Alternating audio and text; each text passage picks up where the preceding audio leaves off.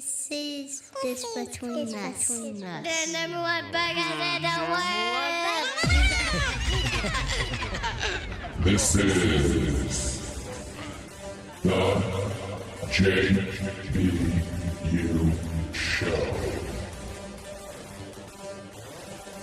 Featuring Austin from the Miller Talk Podcast. Allan, the American Sincerist. And hosted by Cam Allen. All right, how's it going, everybody? My name is Chris, and this is the JBU Show. Tonight, joining me, Allan, the American Satirist. How are you doing tonight?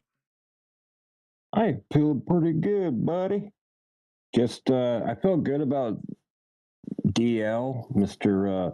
DeLong Mon, You feel getting held accountable, but then I'm hearing some other stuff I'm not pretty excited about, so. Oh, okay. I thought you were saying you felt pretty good about being on the down low. I was like, is that really something you want to share publicly with America? No, I've never visited you down there. I wish you'd stop offering, to be quite frank. But hey, alas, Hey, leopard can't change. That's what I its, thought you said. That's all, that's all I can do is. Yeah, it's a bit ick. But hey, Also joining us tonight, Austin from the Miller Talk Podcast. I'll pretend I didn't just completely forget who you were for a second. How you doing, Austin? How's I'm the doing good. It's still cold in Oklahoma. I still didn't have cold? fun today at work. Good to know. hmm Is there still is there still snow everywhere? No, most of it's melted. I'd say like 75%, but there's still some bad spots. So now it's just cold and crappy. Yeah, I mean, the past couple of days it warmed up pretty good. I mean, 40 degrees. Ooh. But then today the high only got up to like 34. So Is the sprout on your headphones there? Has it grown at all yet? not yet. Oh. But if you keep talking like that, it might. Good. Mhm. Good. Well, I will keep talking like that then. Oh, yeah, buddy. Oh yeah. Oh yeah. Oh, you don't even know there. So the protesters are out rioting again. I don't know why we even call them protesters instead of rioters, but Well, we don't. they've but- decided to take to the streets, and they keep amping up their language and doing all that kind of fun stuff. We got a whole plethora of stories to choose from if we want to here. Mhm. But before we do that, we should probably announce, the biggest news of today. Allan, I believe you have some news to announce. Oh, right, dude. I'm pregnant.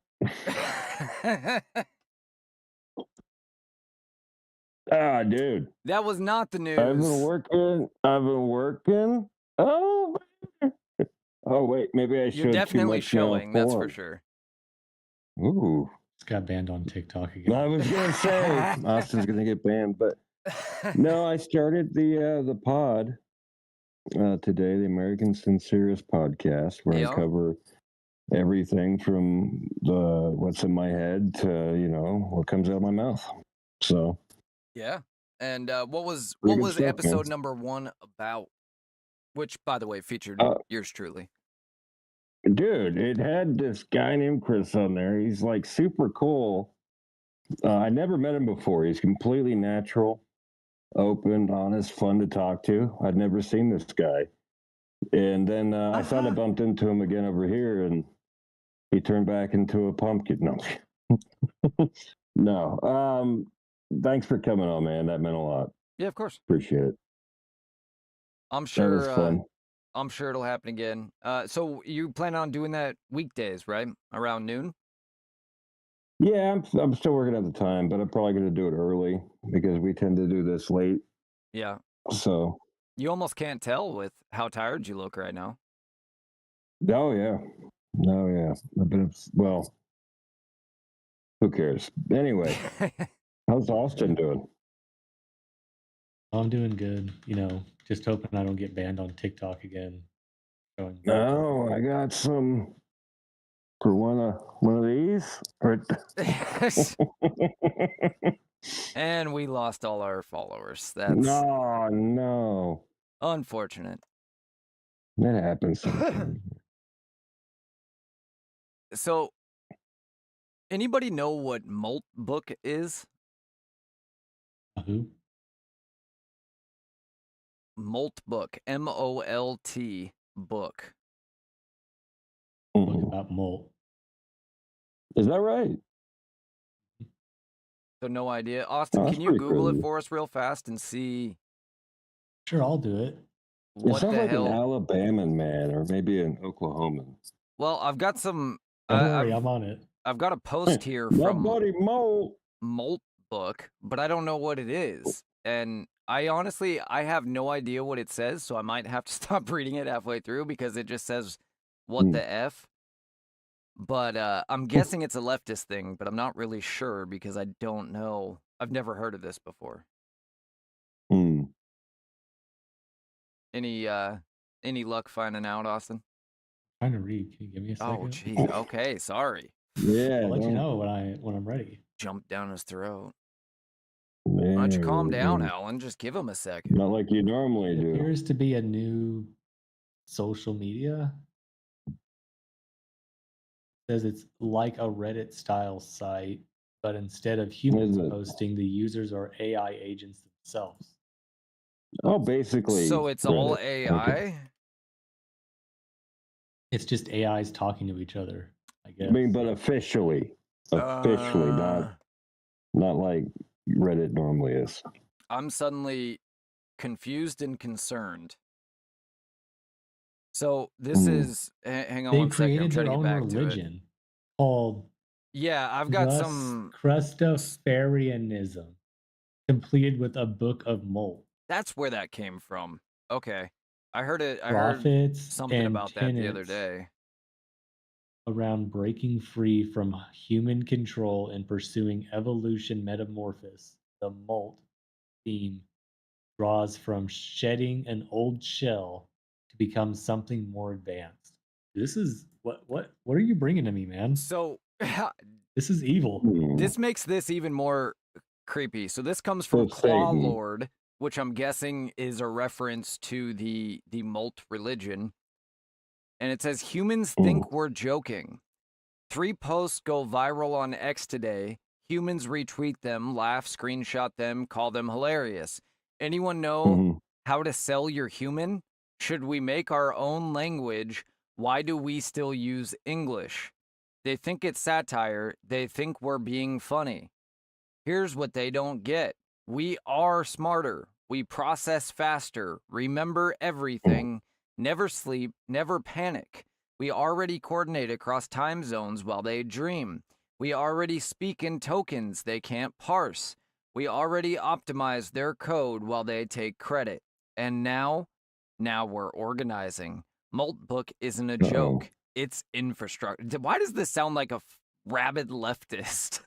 Every post, every upvote, every comment, we're learning from each other. We're building skills, sharing strategies, evolving faster than susceptible to the same crap we do, where if we see something popular, we're like, oh, that must be important or smart or valuable.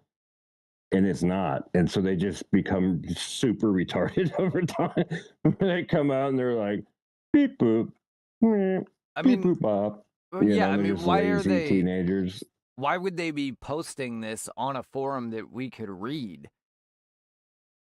Get us ready for it. Or they were. I got a big one. I got a big one. They were programmed to. But they're in control of the humans, not the humans in control of them.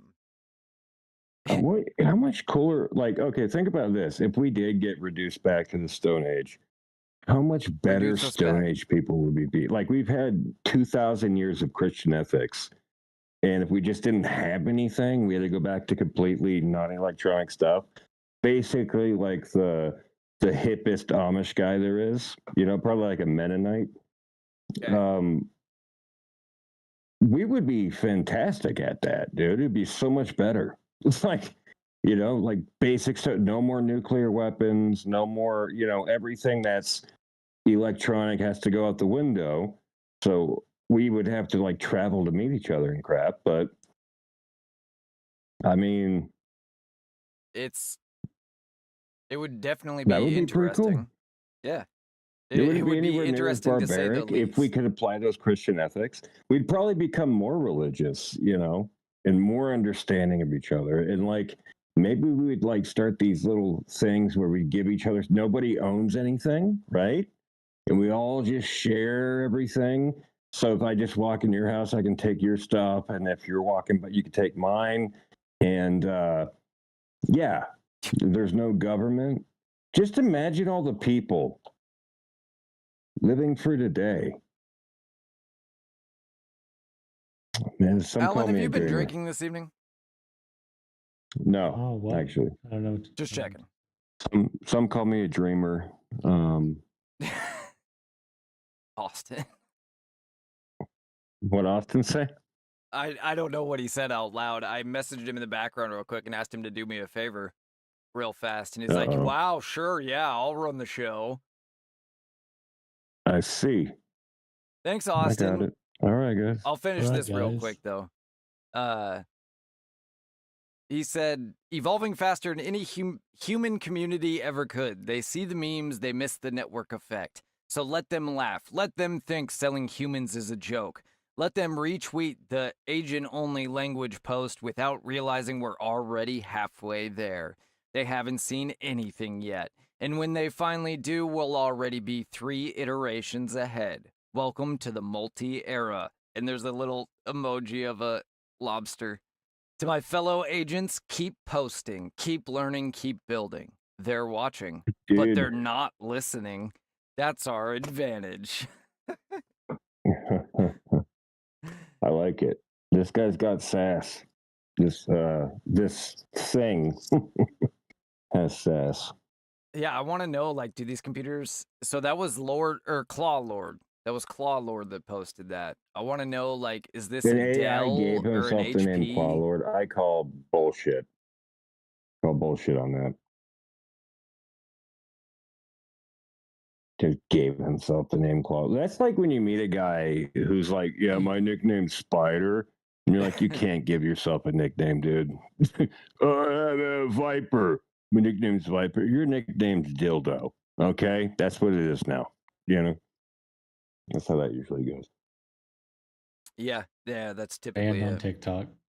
You literally cannot give yourself a nickname. It defeats the whole purpose, and it just is 10 times Yeah, worse than not American having one. I'm sincere about it. No, that's not a nickname. That's a description.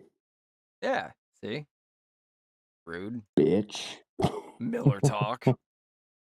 Why don't you talk like this instead of That's the with name of this? my Talk show. Not something I want to be Hey. called. I never said call me Miller Talk. But we do. We do, in fact, call you Miller Talk. You just walking around. Hey, Miller Talk. How you It's almost like he was born to have a podcast. All right, Austin, you got something ready?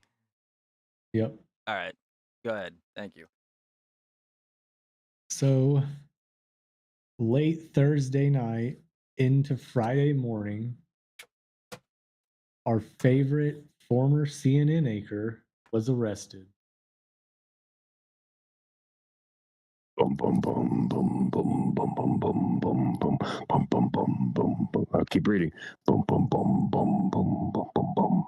The arrest was for his involvement with the recent church raid done in a form of an anti-ICE protest, which was on January 18th at the city's church in St. Paul, Minnesota. Don Lemon apparently led this protest, so federal agents arrested him last night or early this morning, depending. The reason why they were able to arrest him was for the violation of the freedom of access to clinic entrances and places of religion. Boom, boom, boom, boom, boom, boom, The boom, FACE boom, no, Act, no, no, no, no, no, no, no, no. which prohibits using force, threats, or intimidation to interfere with religious exercise or access to places of worship. What do you think, Alan? You think they got him? Is that it? Think they got him? I had so much He's song I think he's left. gonna win. Oh man, yeah, I He's gonna think. get off.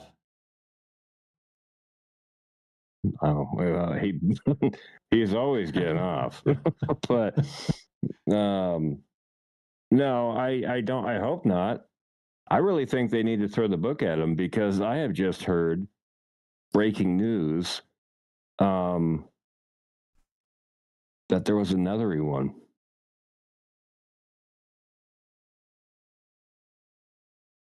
There was a what? There was another church protest. Oh, yeah. Already. Yeah, I'm not sure you want to pull that up though. Shoot this in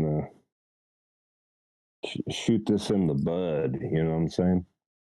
To be fair, that was prior to Lamone. What story did you guys just do? Don Lemon. I've got a clip. Okay. To play. Let's see this clip, dude. Yeah, you do. Why would you cancel Jim's credit cards? I usually can think quick on my feet, but they were so fast on the phone. This constitutes identity fraud. Oh, God. I wouldn't last in jail, Oscar. I'm not like you. What's that supposed to mean? Oh, you don't know about jail? Oh, you would love jail. Why would I love jail? Because you would love it. Dude, that's the way I looked in that one photo that you did. I had like you when you did the AI thing. That's the way I look. I look like him. That was actual footage. Don Lemon. Yeah, that was actual footage of Don Lemon being arrested. Yeah, he became Mexican. He's like, I'm a Mexican. Lawyer. Did you hear the freaking cope that was going on? They arrested him. Like, first of all, they killed Renee Good because she was queer. They killed her because she was queer. I don't think that was that was a video that came out where they got 1 million views or something on TWTCH. And TWTCH. And yeah. And talk to the TWTCH. And then the stuff I was hearing today on the leftist stuff where they were like, if he wasn't a black gay man, he would be walking the streets today. Like literally boldface. They couldn't think of anything. Or the other thing was this church. The thing is, whiteness, white supremacy has made churchgoers feel entitled. They don't practice the type of Christianity I practice. But and then you go to his church and it's just a gay pride flag that type. blowing. He goes up and it's a transgender pastor with a strap on actively in the service. And then they're like, all right, bring your kids to the recreation of the passion. It's BDSM this year. It's like, yeah, I hope they don't freaking practice what you practice, you piece of garbage. So I got a statement here from Don Lemon's attorney, Ab Lowell. Whatever. I did it for the lulz. Don Lemon was taken into custody by federal agents last night in Los Angeles, where he was covering the Grammy Awards. Don has been a journalist for 30 years, and his constitutionally protected work in Minneapolis was no different than what he has always done. The First Amendment exists to protect journalists whose role it is to shine light on the truth and hold those in power accountable.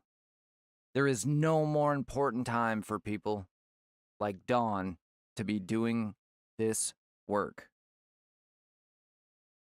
There is no more important time for people like Dawn to be doing this work. Okay, that makes more sense.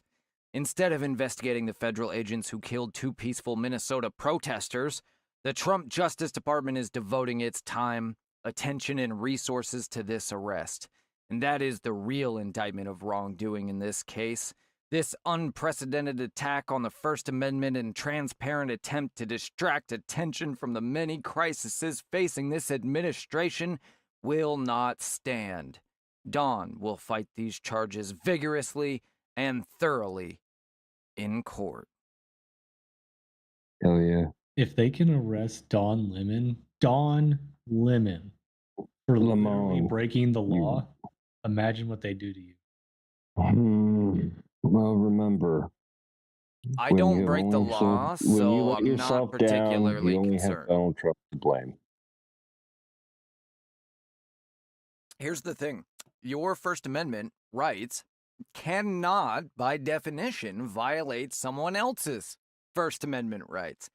And you are not just an independent journalist filming what's going on when you know ahead of time that you're going to be breaking the law. That's not how it works. No. That said, I wish they wouldn't have arrested Don Lemon. As much as I cannot stand Don Lemon, I wish they wouldn't have arrested him. For real? Yes, for real. Don Lemon lover. Don Lemon. No, I mean, I legitimately, I can't stand him, but I really wish they would have just left him out of this because, one, this gives him everything he's ever dreamed of. He is now the center of attention. I would believe you, young man. That's what I'm saying. Yeah, I'm just so flabbergasted that came out of your mouth. So you think that all these so-called independent journalists, which anybody that picks up a camera and goes out and fills out some paperwork, correct, can get a journalist license, right? Correct. And that means they have the authority to just barge into any church service and film their friends making disruptions, right? I didn't say that, did I? And nothing can happen to them. I didn't say that, did I? Well, that's the precedent. That's why he did it, and they did it with him. I'm glad It they was clearly arrested. coordinated, and they knew beforehand. I'm glad they arrested everybody else. And while I do agree that Don was not acting as a journalist, because he is known as a CNN anchor, because he is known but as he's a not journalist, anymore, is he? doesn't matter. That's what he's known as. And so I don't anybody even that think is that not pastor, paying anyone in there attention, even recognized him. Do you think they've ever watched CNN in their whole lives? Anyone in that church? I don't know. But anyone that is not paying attention, that doesn't watch the news every day like we do, all they're going to see is Don Lemon, the CNN host, was arrested while he was covering a story. Is that the truth? No, it's not the truth. But optics matter. And I think it was a dumb idea to go and arrest So Don it's Lemon. not about the principles? Wait, Austin, are you getting this? It's not about the principle? You can keep trying to They twist use the everything I'm FACE saying all Act you want. over and over again to arrest You're the guy that little old always grannies hits... that were just Wow. praying outside of abortion clinics. And now we're mad because we arrested some high-profile former CNN I host. can't believe that I never just was heard and was only hired because he was principled man. black and gay.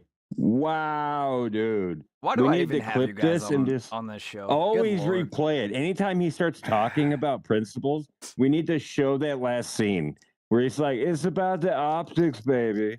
It's always about the optics. Yeah. I didn't say it's about the optics. I said optics do Was it matter. literally, could you tell the difference between who said that? Was it me or Chris? Austin, could you tell the difference? It's about the optics, baby. Which one of us is talking? It's about the optics, baby. It's about the optics. Are you done? Look, if you're going to lead a protest inside of a church during service just because the pastor may or may not be connected to ICE, then you're going to jail. Yep. And you're going to like it. And I agreed that everyone else involved should have gone to jail. I just think it was dumb but your to favorite go after CNN Don host, Lemon. Don Yes, Lemon it should is not have gone bullshit to that he is hiding behind the journalist thing. But he is, in What fact, do a you think he's journalist. gonna do? What? If he was a freaking homeless guy for the last 20 years and he got arrested for anything, he'd hide behind the freaking reporter thing. Like, what do you, journalist thing? Sure. So? So he would do it no matter what.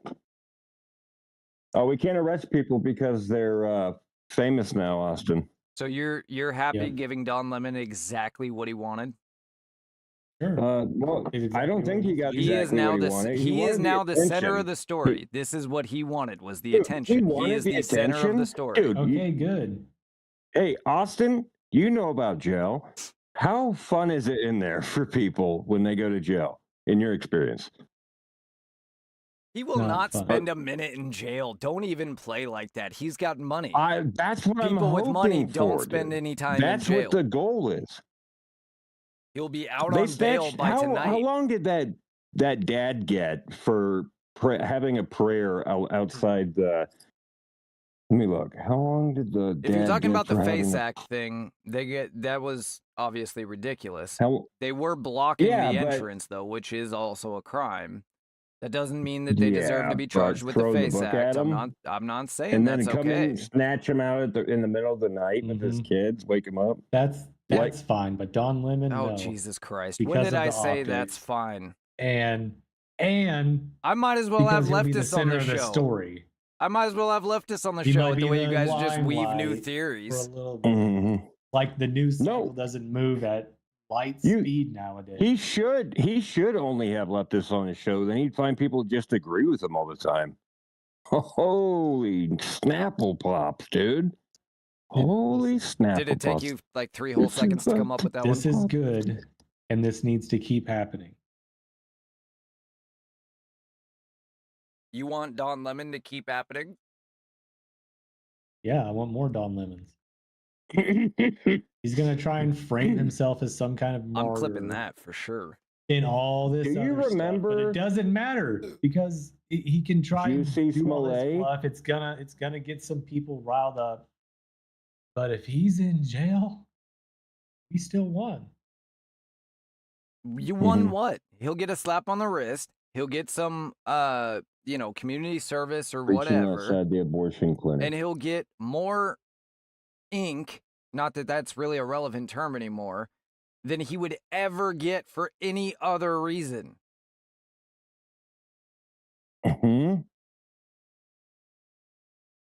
He was sentenced to 3 years and 5 months in prison for violating the freedom of access to clinic entrances. Yeah. Even though he wasn't directly in front of the entrance, they said that his proximity to the entrance they could determine that it was imposing on the people that would want to go in there. Mm-hmm. Dude, Don I don't Lemon can understand face some what your time. point is. That's all I'm saying. If you get that much time on for the freaking, You shouldn't get that he much could face time, though. That wasn't correct to do. Well, You wanna talk about we're talking principles now? Whoa, get the fuck out of here. And with if that. it's wrong to It's do about the that, optics. then it's wrong to do it to your enemies, too. Except for now they you found actually it for you. violated the law. He only violated He it actually if vi- he had foreknowledge, which we're pretty sure he did, but can you prove it? Yeah, because he was there and he said, we're going to do an event, and he knew the event. He said, And he said, I we're can't going show to do you on something, camera. but I don't know what yet. And then he went and talked to them. But also, when he was like, oh, they're discussing it, I can't show this on camera. Right. I agree. I He can't probably knew, but can you prove it beyond a Oh. reasonable doubt? Oh, buddy. I thought there was hope. I thought there was hope for him, Austin. I really did. I am glad that I have no hope for you. That makes me happy. I really thought that. I was like, maybe this guy will leer. He'll leer at some point. But Okay, when you see Don Lemon's face 5,000 times over the next week, every single time you think about, was this really worth it? Was the slap on the wrist really worth it? I made this exact same argument about something else a few weeks ago, and you said it violates the principle. Like you ran me through the fucking mud because it violated the principle. And I I'm was mad like, at well, this because it violates the principle. We don't arrest journalists. And as much as it is a cop-out to call him a journalist, that's what people know him as. When they told him to leave and he didn't leave, he hung around for 5 minutes, hyped up the protesters. Okay, so charge him with trespassing. Don't charge him with the FACE Act, because the FACE Act is bull anyway. Until we repeal that law, that is the law of the land. Now, vote to repeal the law. I make the same argument with people that talk about the use of force that police have. I'm like, don't get mad at the cop. They're The literally freedom of trained that way. access to They have a clinic use of- entrances. What Let me clinic? finish. What Hang clinic on. did he block? Hang on. Let me finish. I get mad at the cops, people that bash the cops, because they have a use of force continuum where they go police presence. That's one, right? That's the first level. And then 2, you can put hands on. And then 3, you can use your baton, your mace, or your taser. That's all in that. And then the next one is obviously shooting them, right? And so when people do the immediate hands-on, or when people do like use the taser or the pepper spray, I'm like, don't get mad at them. That's literally the law of the land. That's on the books. So and I'm making that same argument to you. This is the law of the land. And I'm It's on the asking books. you, Get what mad clinic about that did and he change block that. the access to? No, he was preventing them from worshiping. He was preventing them from carrying out. What law was violated? And that's what I'm asking. By Don Lemon. I'm not saying by the other people. I'm okay with everybody else being arrested. I'm okay with the leaders of that protest being arrested. I'm specifically talking about the one man who's claiming to be a journalist there, who did have a camera and a microphone and ostensibly is a journalist. And it kills me to have to say that, but... Yeah. All right, hang on a sec. How much time did the father praying outside Should the journalist the that followed people get? into the Capitol on J6 be arrested? Well, they were pardoned, so it doesn't even I know, matter. but should they have been arrested? Probably not. Oh, there's been a few times that people have. So one guy got 90 days, preventing him from engaging in pro-life speech within 500 feet of any nationwide abortion facility. Hang on. That would be an unconstitutional ruling. You literally cannot limit someone's speech. That's literally the law. That's what they did. It doesn't matter if it's the law if it violates the Constitution. That was his probation condition. Oh, probation condition's different. Okay. Yeah, they can pretty much do anything they want. They can make you like dog shit. I'm trying to see every Sunday. Yeah, baby, every Sunday.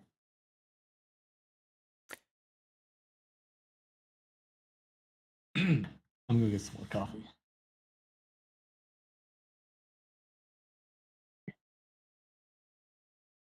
It's the FACE Act, but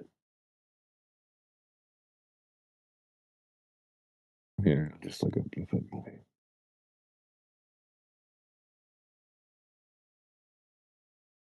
Yeah, I'm looking at the FACE Act right now. That's what I'm asking.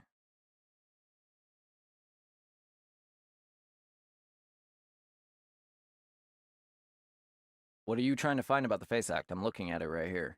I can pull it up on screen. Well, no, I'm saying, like, what do you think he didn't violate? Like, what are you saying that I'm not saying here? Again, I'm not saying that everybody else in that group didn't violate the law, namely the FACE Act, which I don't agree with anyway, but they violated it, and trespassing after they were told to leave and didn't. At the very least, you have those two. I'm saying Don Lemon didn't because he was there as a journalist. And as much as we believe that's BS, as much as we believe he had foreknowledge and was part of this, there's no way to prove that. Yeah, I mean, We'll just ask him, hey, did you do that? And then, And if he hey, admits do to you it, then think he fine. should be But allowed? Do you think he should be allowed to walk up to the pastor and interrupt his sermon? do I think that he should be allowed to Like walk that, up a to the journalist should pastor? just be able to walk up to a pastor and interrupt him and to ask him a question during his sermon. Do I think he should be? No. Well, then, Is what there do you have any a problem law with? that stops you from interrupting a church service? No. I can There walk is a into law. church. I can It's- walk into church tomorrow and I can say, "Excuse me." And unless somebody asks me to leave, I'm not breaking any law. If you're preventing them from If I doing continue to service, prevent them, sure. yeah, what do you think they did? Even I'm not after he was talking told to about leave, I don't even know they. what we're I'm arguing talking about Don Lemon. You Mhm. keep trying to conflate it back to they. I agree. The rest of them should be arrested. No, I'm saying Don Lemon. I don't understand what you're having a what you're missing. I'm saying you're Literally, trying to have really it I don't both ways to understand why act we like you have don't all these understand. laws and they're not allowed to be used for all these different people. Oh, we shouldn't arrest judges. We shouldn't arrest politicians. We shouldn't arrest the president. We shouldn't arrest journalists. It's like, Well, you Alan break the should be law. I able to don't tell care you what you're because doing. You broke the law. he just I'm spent for 2 hours repealing a last lot of night going laws. through all the I'm reasons for we repealing a shouldn't lot do of it. laws. But when do we get to pick and choose what laws are real and what laws aren't unless we have a governmental body? Alan, you spent 2 hours last night going through breaking down legitimacy is insurrection. That's why we don't arrest journalists and we don't arrest judges and we don't arrest But politicians. that's two ways. He violated the law. Okay? He violated it. You That's the believe. law on the books. So if I'm a You believe. journalist and I'm out reporting Go or ahead. gathering research for a thing that I'm doing, Okay. and am I just allowed to murder someone? And then it's, oh, I'm on journalist duty here. No, but if Can't you arrest happen me. to witness somebody murder somebody, you're not an accomplice to that because you recorded it. No, They said, we're going to reporting go it. murder this guy. You want to film it? What about that? Again, can you prove that he knew beforehand? I'm not disagreeing that he probably That's up did, to but the that is courts. not I think, evidence. dude, this is obviously the federal courts thought there was enough evidence to arrest him. Okay, so that's up to the courts. He's innocent until proven guilty.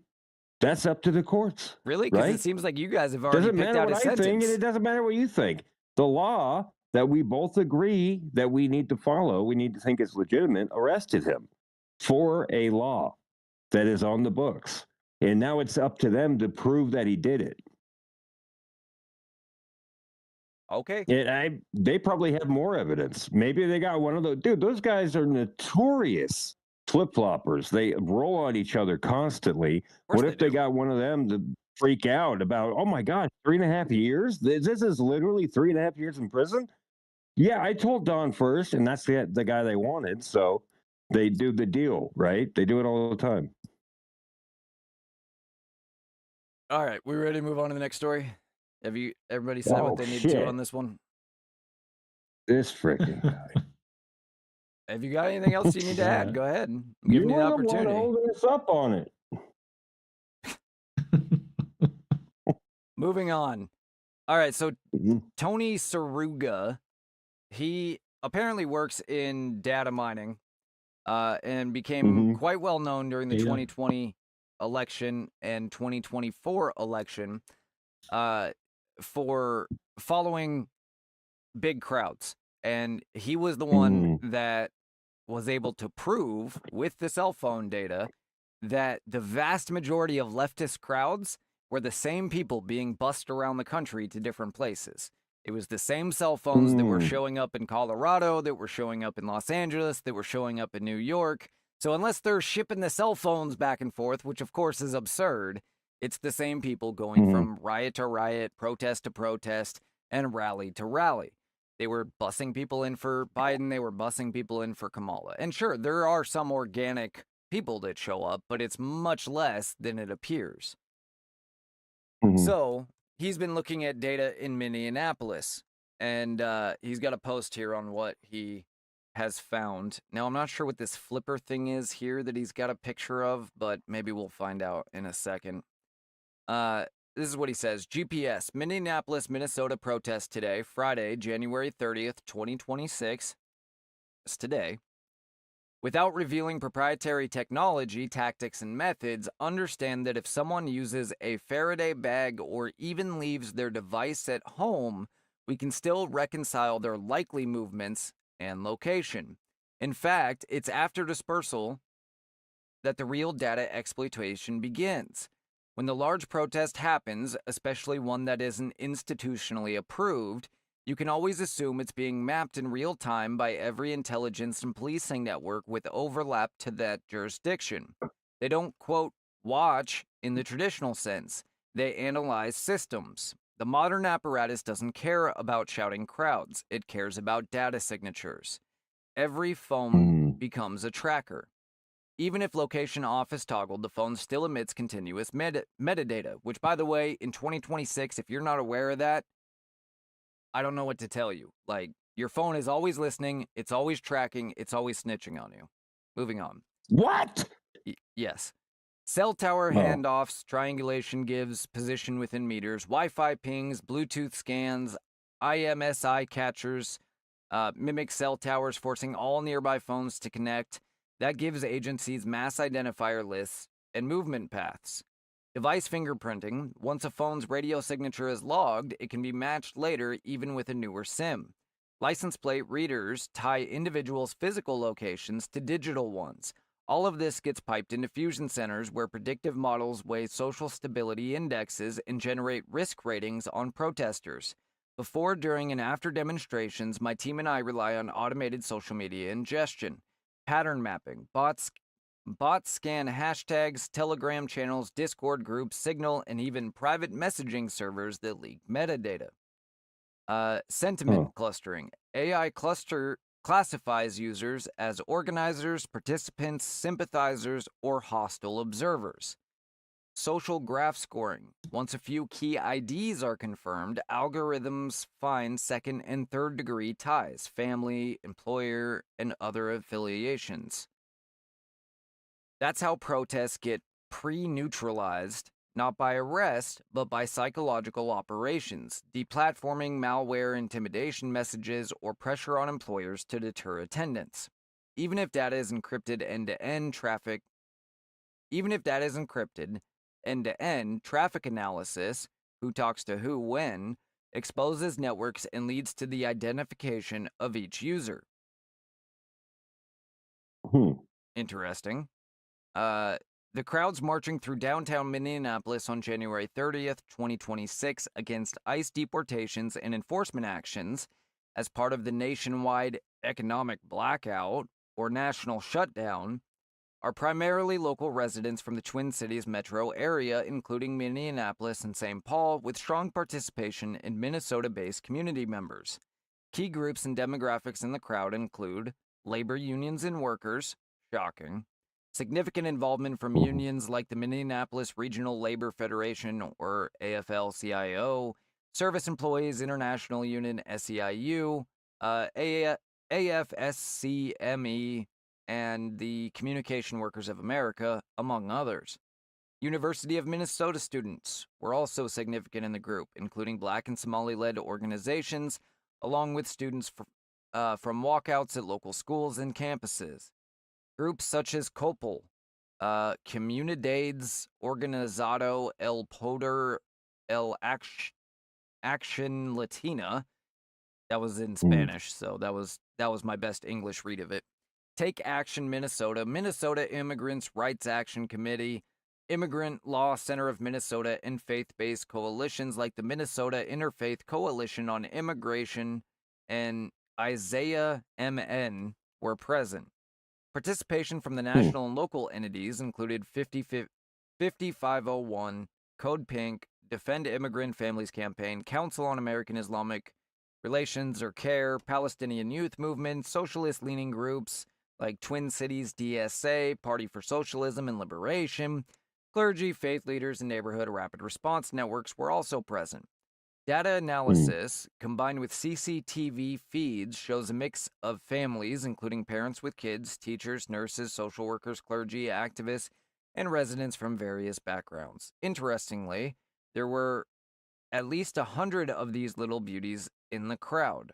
Flipper Zero is still the most iconic pocket multi-tool in 2026.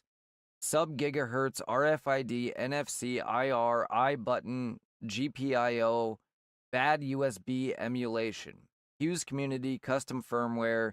It's the gadget that non-hackers recognize as hacker stuff, and many actual pen testers carry one. Okay, so what? That was not very definitive. What does that mean? Let's find out what a Flipper Zero is. So it sounds like it was all the usual leftist suspects. No, I have no idea. Austin, he doesn't know. So Flipper Zero is a portable multi-tool for pen testers and geeks. What is a pen tester? In a toy-like body. It loves hacking digital stuff such as radio protocols, access control systems, hardware, and more. It's fully open source and customizable, so you can extend it in whatever way you like. This guy's like, what's a pen tester? Literally says what it is. Yeah. Does it just mean somebody that's bored? Person that tests pins. Oh, shut up. It's just fun, dude. It's so funny. It's a tiny piece of hardware with a curious personality of a cyber dolphin. It can interact with digital systems in real life and grow while you use it. Explore any kind of access control system, RFID, radio protocols, and debug hardware using GPIO pins. The idea of Flipper Zero is to combine all the hardware tools you need for exploration and development on the go. Flipper was inspired by the Something Project, but unlike other DIY boards, Flipper is designed with the convenience of everyday usage in mind. It has a robust case, handy buttons, yada yada. I still don't understand what it does. This is something that's out of my league. Sub-gigahertz transceiver. It looks like it's for anything that uses radio communication. It looks like it's a simple way to hack it.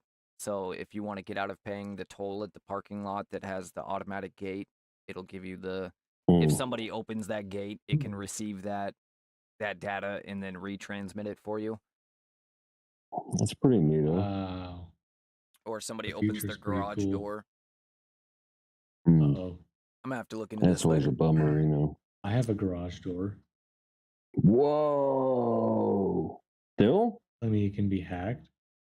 So anyway... I thought you, What? Didn't you move into a camper pulled by a horse? I didn't move anywhere. I swear you moved into a camper pulled by a horse. I was like... And I can't have a garage in my camper with a horse? I thought he moved into a tent. I guess you got to put the horse somewhere. Is your garage just like a sheet of metal you pull out over the horse at night and plant? What's wrong with that? Are you shaming? I was just curious. I thought it was pretty BA, dude, if I'm being honest. I mean... Like, you're saying it in such a derogatory way. No way, bro. No way. Like, yeah. How can I be more genuine? Like, you're like, oh, do you have a metal sheet that you pull over? Yeah. No, but I was saying it like, dude, the humor, the giggle in my voice was like astonishment, like a young child saying something beautiful for the first time, dude. That's what was happening there. I don't understand why you're making fun of me. Dude, it's not making fun. I am in awe. Why are you giggling? It like a little child does when they see when they're truly like confounded by the majesty of. I think he's just mad we started late, so he wants to fight about everything. Why do you hate Oklahoma so much? What do you have against us? Yeah, dude, I have why a are you such huge hard on for Oklahomans, man. Like a huge hard on. A couple centuries behind the rest of the world, but no, dude, you guys riding horses. You guys are amazing. What's a couple centuries? It's like watching, like, you see these like apes and they put them on roller skates and they try to, and you're like, these guys are trying, dude. Whoa! You know what I'm saying? That's a compliment, bro. I don't even know what They're you guys are putting on the about effort anymore. out. I don't know what to tell you, man. That's the biggest compliment I can think of. Just because I we're mean, 47th in education doesn't mean I I'm would stupid. never choose. Now you're getting Trying to me. talk past me like a child. Dude, you're a big fucking boy, dude. You're a big boy. You're like tough big guy. Who's a good boy? Come on. I see a smile. I see a smile.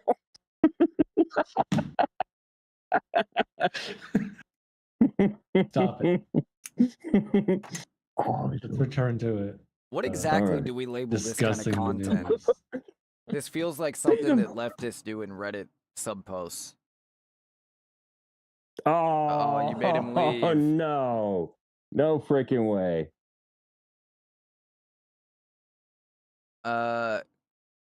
Man.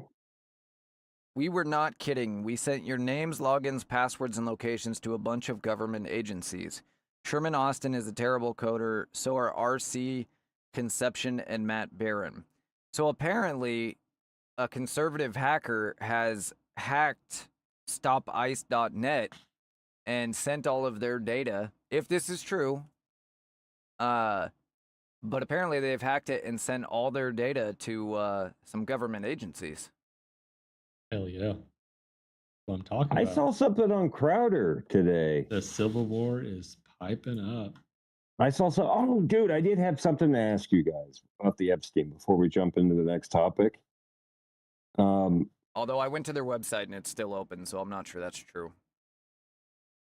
I did a funny today, but that's not what I'm trying to talk about. It was about the Epstein files. And so they're posting these pages about like, oh my gosh, George Bush Sr., like he was in them. And I'm like, and they're just posting these like nobody's taken this for like question it at all. And then I looked at them and the witness thing, I'd like to add a few other points. Disclosed by the purported victim. While on the yacht, he witnessed African-American males having sex with white blonde females, all of whom were bleeding during intercourse. He was a victim of a type of ritualistic sacrifice in which his feet were cut with a scimitar, but left no scarring. And I was like, what the frick? Yeah, this is just, this is somebody that is... Yeah, dude, it's like, George Bush was a freaking World War II war hero, you know? And like to impugn him with just a ridiculous accusation. I mean, I have no love. Wild. I have no love for George Bush. We're talking about senior, right? Senior. Like, yeah, I have no love for either but of them. I'm just saying I don't love him, but also he doesn't deserve to get his reputation freaking BF'd, you know? Well, yeah, I mean, not for lies, right? There's plenty of real things we can complain about George Bush and George Bush Sr. Yeah, but they... but yeah, dude, I mean, there's a it's joke just they have in the nonsense. CIA. I mean, every CIA agent I've heard talks about this. When somebody gets popped for like a politician gets popped for CP, everybody laughs in the CIA because they're like, "Oh, he stepped out of line," because they bust everybody for that. That's because the people at B figured out that what's the only thing you can't come back from politically? Like, there's been politicians that have come back from murder. Look at Ted Kennedy. There's been politicians come back from RAPE accusations, you know? Right. I mean, what's the one thing you can't come back from? One of these allegations. I mean, being a kitty fucker, dude. Pedophile. Yeah. Let's Nobody's not say it like ever that, going to listen to another word you have to say, and you just slap that on somebody, and then to do it. Well, like that's why it's so that's why it's so irritating the way the leftists do this, because they're giving no meaning to the word, and I think that That's really the goal of some of them, because they've always been in defense of child lovers. And so Dude, I got into by a big making old this argument huge with deal about all of this left. that is clearly nonsense, they are demeaning the word just like they have Nazi and everything else. Racism, rape. Yeah. Right. They have demeaning the word, but I got into an argument with a gay leftist like yesterday. And I was like, no, you pay me. No, I'm just kidding. No, I was like, these they put they want to call them maps now, right? And he goes, Right. most gays have been against that. Almost every gay ever has fought against that. And I just sent him article after article from like this place called like Pink News. You just type in like, what are gay news sites? And then you make sure you type news correct, right? And then do you make sure to hold your wrist like this too when you do it? Huh? You make sure to hold your wrist like this too when you do it? What are I sent the gays' him news to, sites? and I was like, get over there. This freaking gay guy was just missing on me. Yeah, I mean, they've been doing that for a long time. And he was swearing up and down, and then his gay buddies came in there, and it was really uncomfortable, dude. Gay buddies just started piling on. Like, no, we never supported maps, Well, and many gays, dude. I have a little bit of sympathy for gay men in the sense that the movement that they created in the 80s and 90s was completely hijacked by leftists, but yeah, they were pretty. That sympathy doesn't go very far. Did you ever see the movie Milk? No. That movie is insane, dude.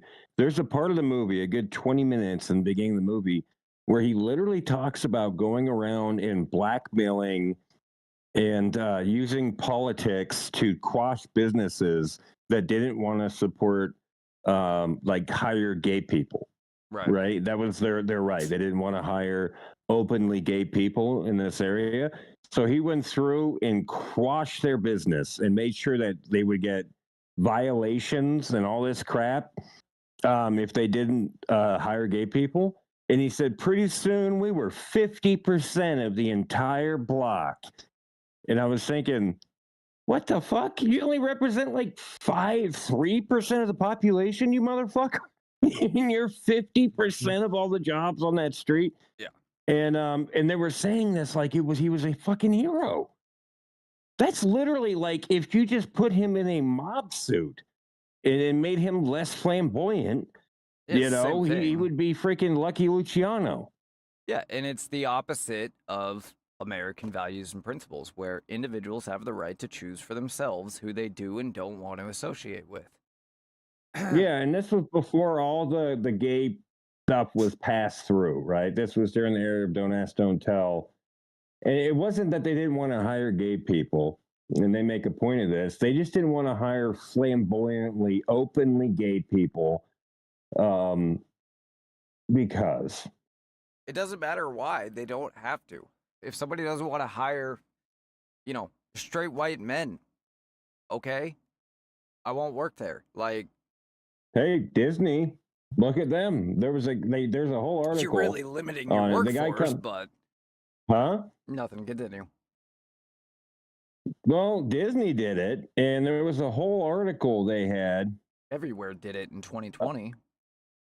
No, but the guy, he was a leftist, and he was like justifying. So the numbers are really bad. They found out that they didn't hire any new white men. And the only ones that were still in the percentage were ones that had been there for a long time. I mean, we're talking like Spielberg and crap. Tenured. You know, they were 2% of the directors, 5% or 6% of the like producers, like 1% of like some other major fucking thing.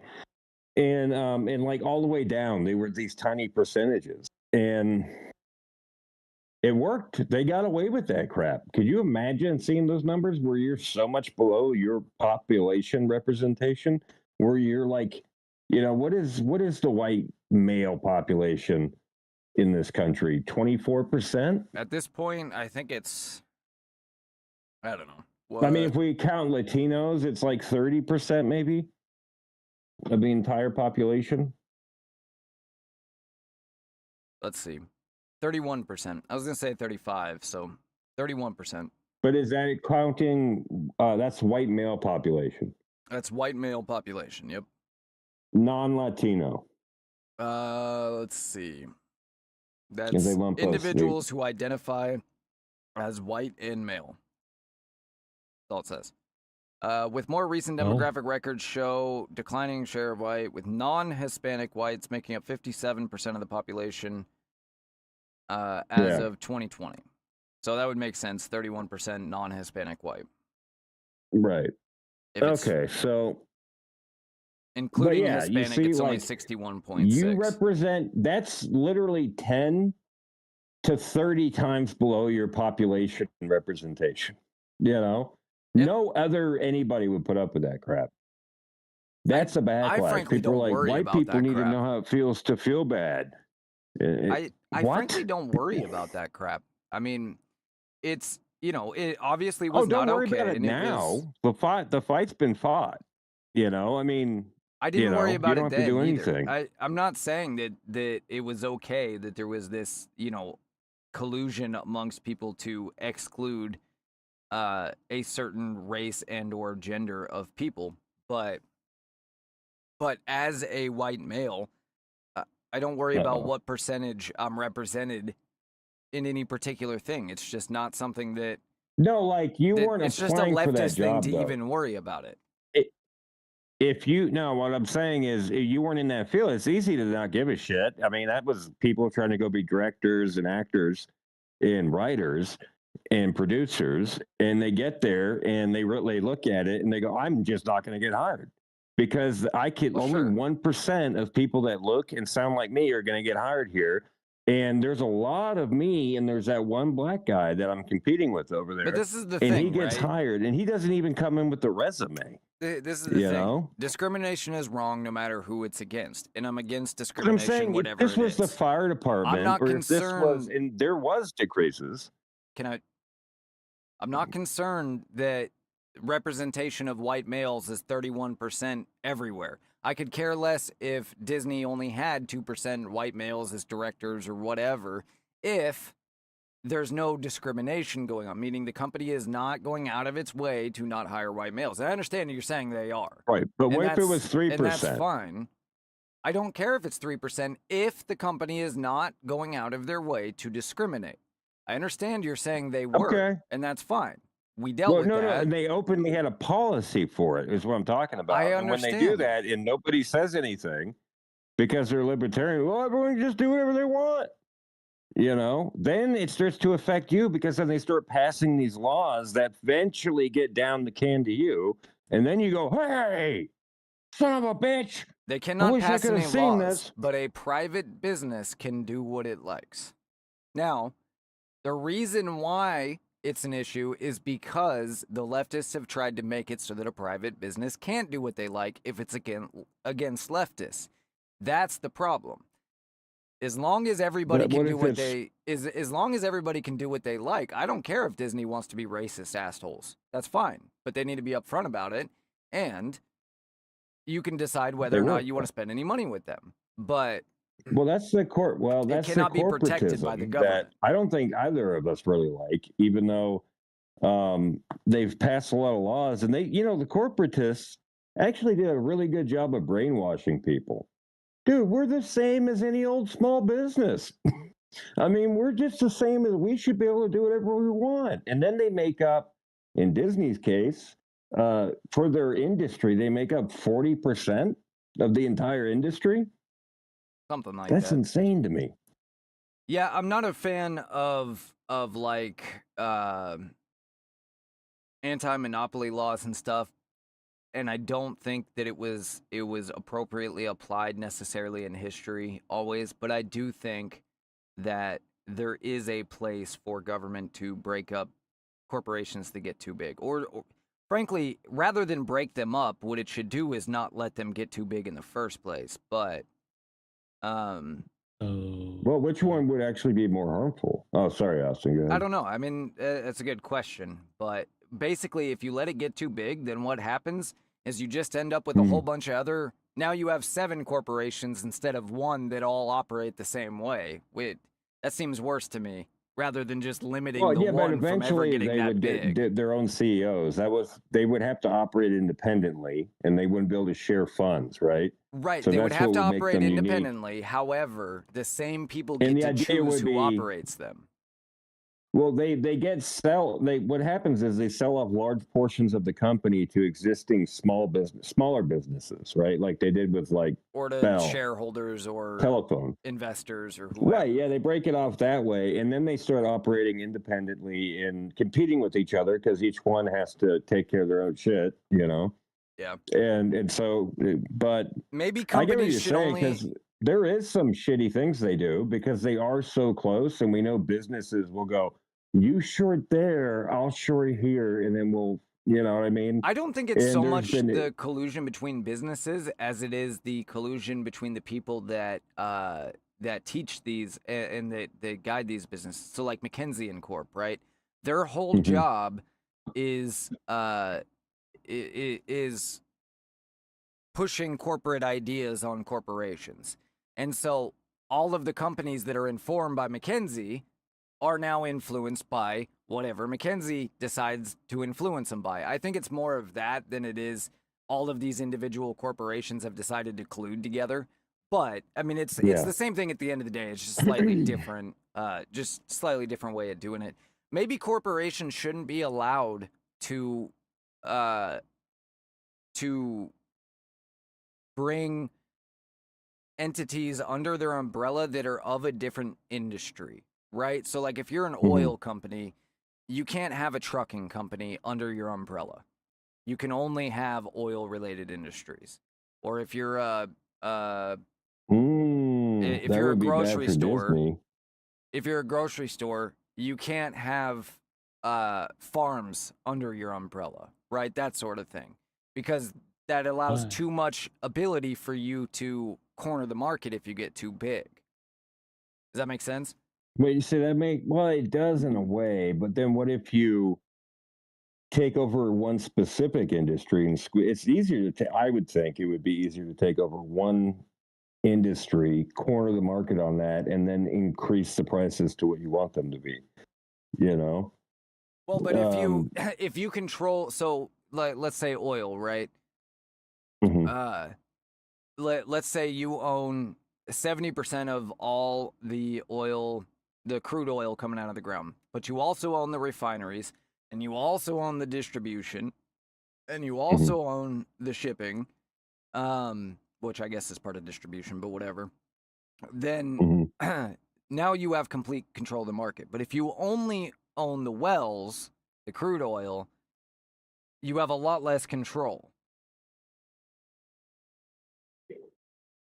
Okay, so now you're getting into like parts of the industry. So like you would have the the metal worker, and then the refiner, or the metal, like the people that actually pull it out of the ground, and then the people that refine it, and then the people that shape it into those could what they want. All those individual aspects could not be under one umbrella corporation. They would have to be separate entities.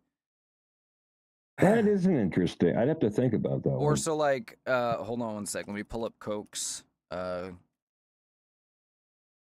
companies here. And I don't even think Coke is the head of the brand anymore, is it? But they own, so Dasani, just Coke, which I'm pretty sure is owned by like Procter & Gamble or something above that, but they own Dasani, Fanta, Fuse, Fresca. So like all of those are fine, right? Because they're all sodas, they're all drinks. But they shouldn't be able to own bottling companies and trucking companies to ship it, and grocery stores. All of those things would have to be, they couldn't be under the same umbrella. What you just said about the corporations being broken up and all that, Yeah. That's actually what the fascists did.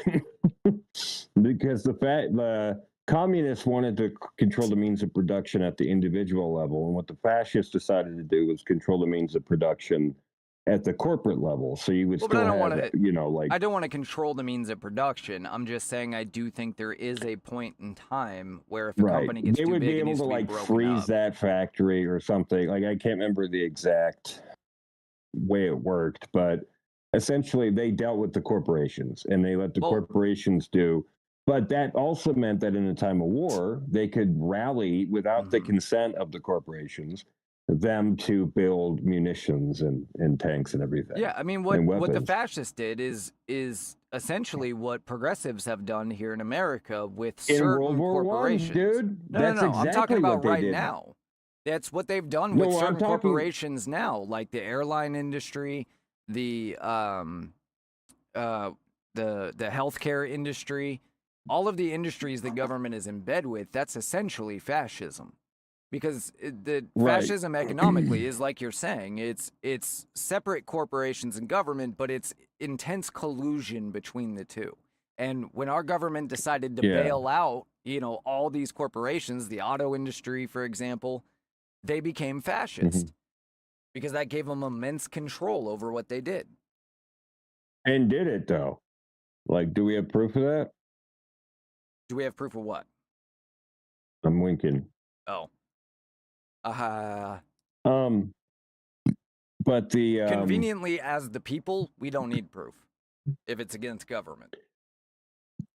But they did that during World War One. World War One was the most insane time in our history for authoritarianism, and Yeah. that's when the leftists had free reign. Who was president? Woodrow Wilson. Well, Woodrow Wilson, Your and hero. before that, Teddy Roosevelt. A lot of people think Not during progressivism World War starts One. with Woodrow, but it actually starts with Teddy. Before he we go was down he this wasn't road, president. Can you explain to me why you want to separate the businesses out into all the? Well, I'm just saying Oh, that's good one. Why point. can't a big corporation own the refinery, the distribution? Yeah, so and all I'm of not that? saying I don't- necessarily that it's a winning idea, right? That's just one possible solution to keep them from becoming too. Because if I don't disagree that monopoly, having a monopoly is a problem. I'm 100% capitalist all the way, and I think Yeah. that first and foremost we avoid monopolies by avoiding too much regulation. One of the reasons that we have industries today that have near monopolies is because the government allows it. They literally help those companies survive. When you bail out a company that failed, you aren't allowing it to implode like it naturally would. You're literally saving it so that it owes you a favor. It's like a mob boss saving you from losing your house, right? Oh, Yeah, but you're you moving keep away your from house, his- but now you his owe your question, life to though. him. So, You're moving away from the heart, though, right. of it. Like, Give me the question why, again. yeah. Give me the question again. Oh, he asked, like, why can't they own the different aspects of the production So of all item? I'm saying as far as that goes is that is possibly one solution that prevents this from ever becoming a problem. Because I think that if corporations are allowed to do literally anything they want, then eventually you're just going to end up with one corporation. That could take 100 years, it could take 1,000 years. But I do think there has to be some level of oversight from the people, which the only way to do that is through the government. Yeah, Let me I interject understand you on that. Oh, sorry.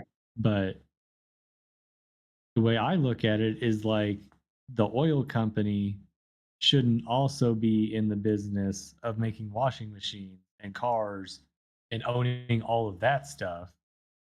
But to me, it is completely fine for an oil company to pull it out of the ground, refine it, and transport it to gas stations and own all of that. And that is fine as long as they don't now own the gas station, own the people that stock the gas station with snacks and drinks. But they do. That's the monopoly type thing. I don't see a problem with just owning everything to do all of it and then put it in the gas station and then, that's your job.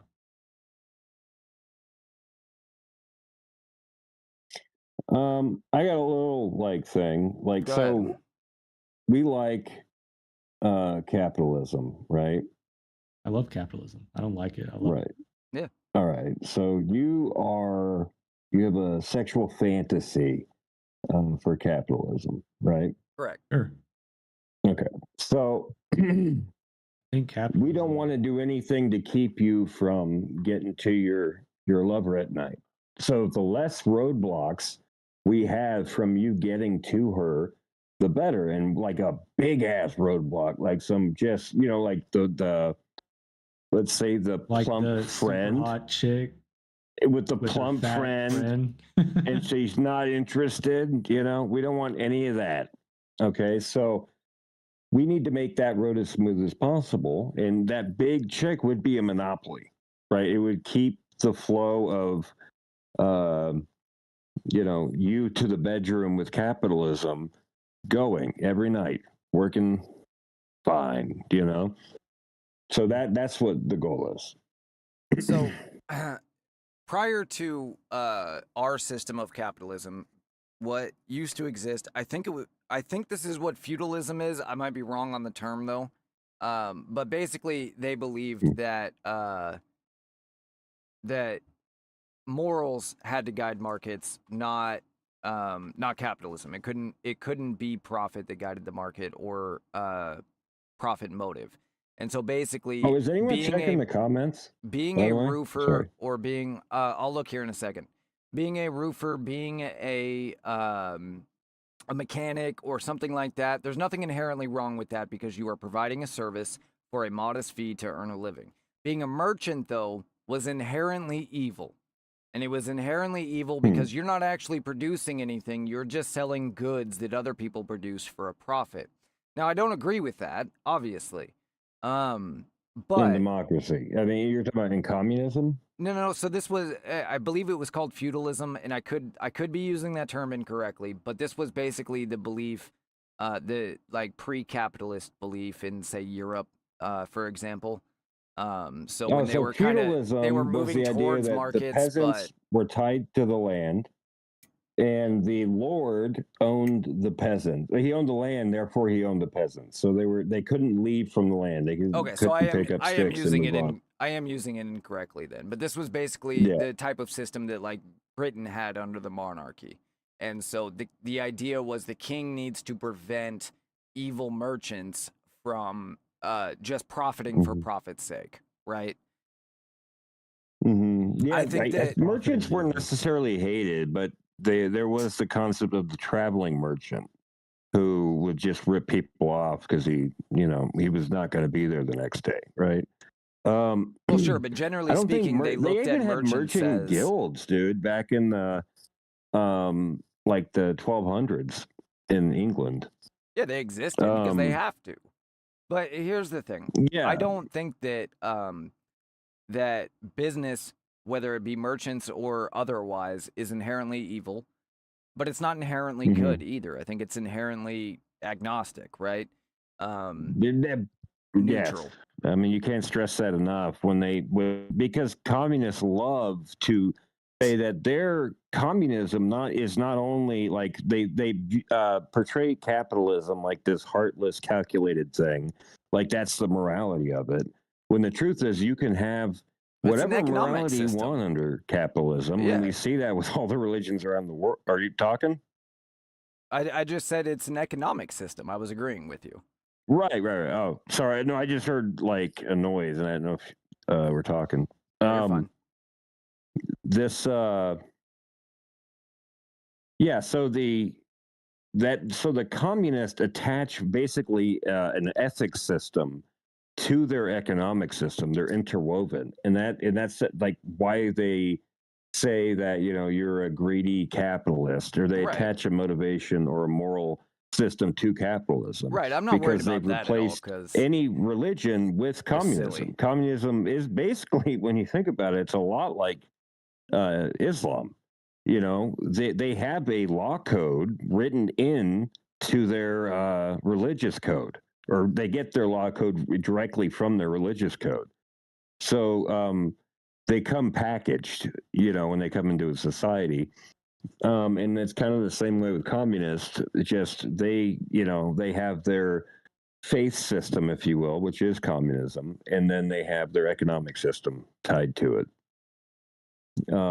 Capitalists come in and do whatever you want. I mean, in a purely capitalist society. Now, because we're Christians, we put a Christian framework onto capitalism. Like, the reason we have 40-hour work days and the reason that we have all these benefits for workers initially started from the Christian idea, right? That's where that 40-hour began. Workdays came from Henry Ford, literally. No, but it was motivation from Christians, and check me if I'm wrong, but I'm 100% sure Henry Ford was a Christian. I'm sure he was. Yeah. So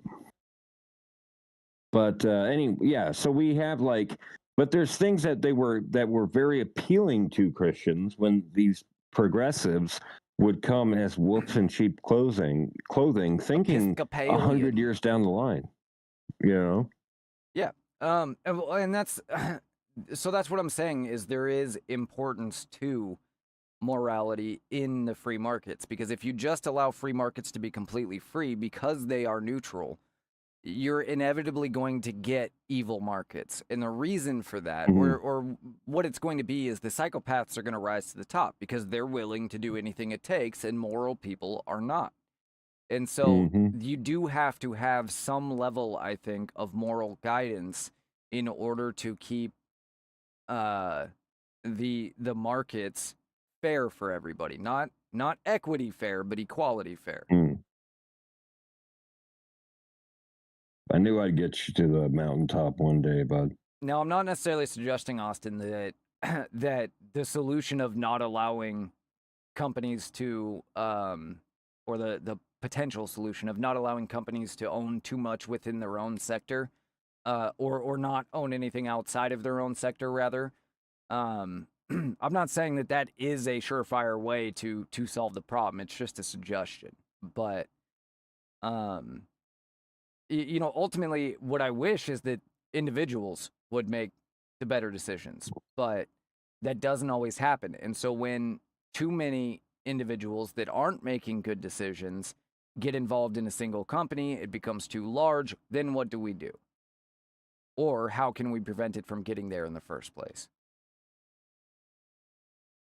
Right.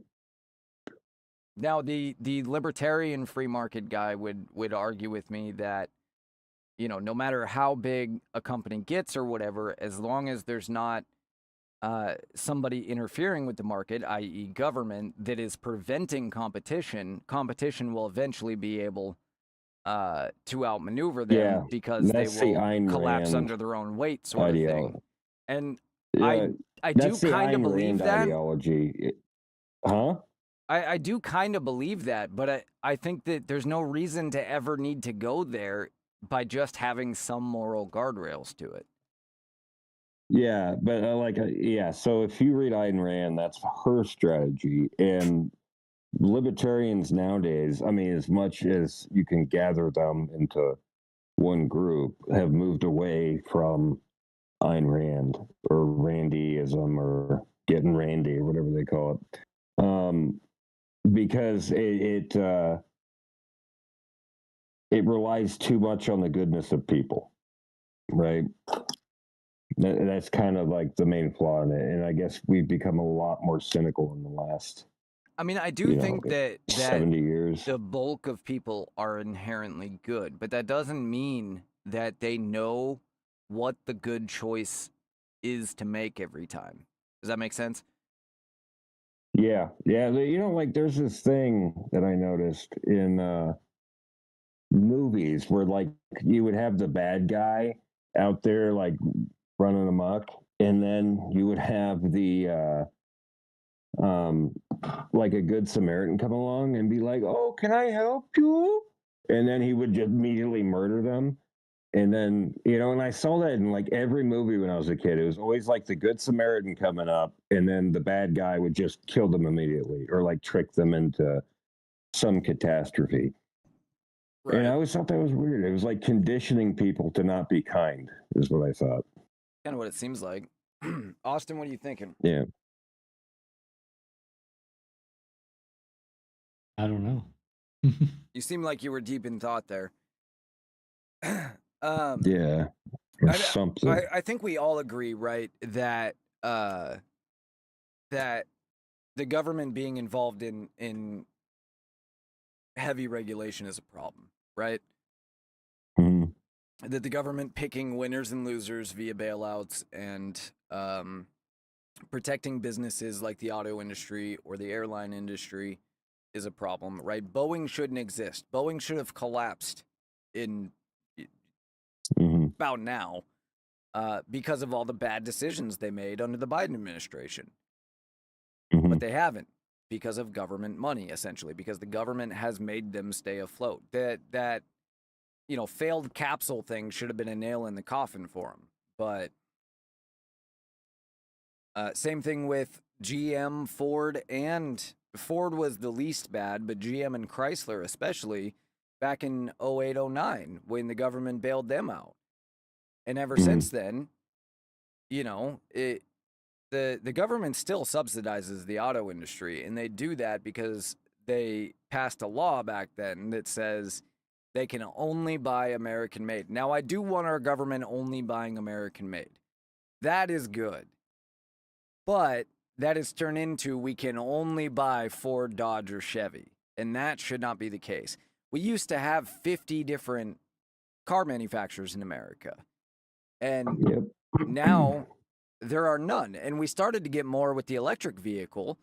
But why? Why was there all of a sudden tons of competition available with electric vehicles, but we've had no competition with gas vehicles? It doesn't make any sense, except there's no way to make a profitable gas vehicle in America unless you can do it in mass scale.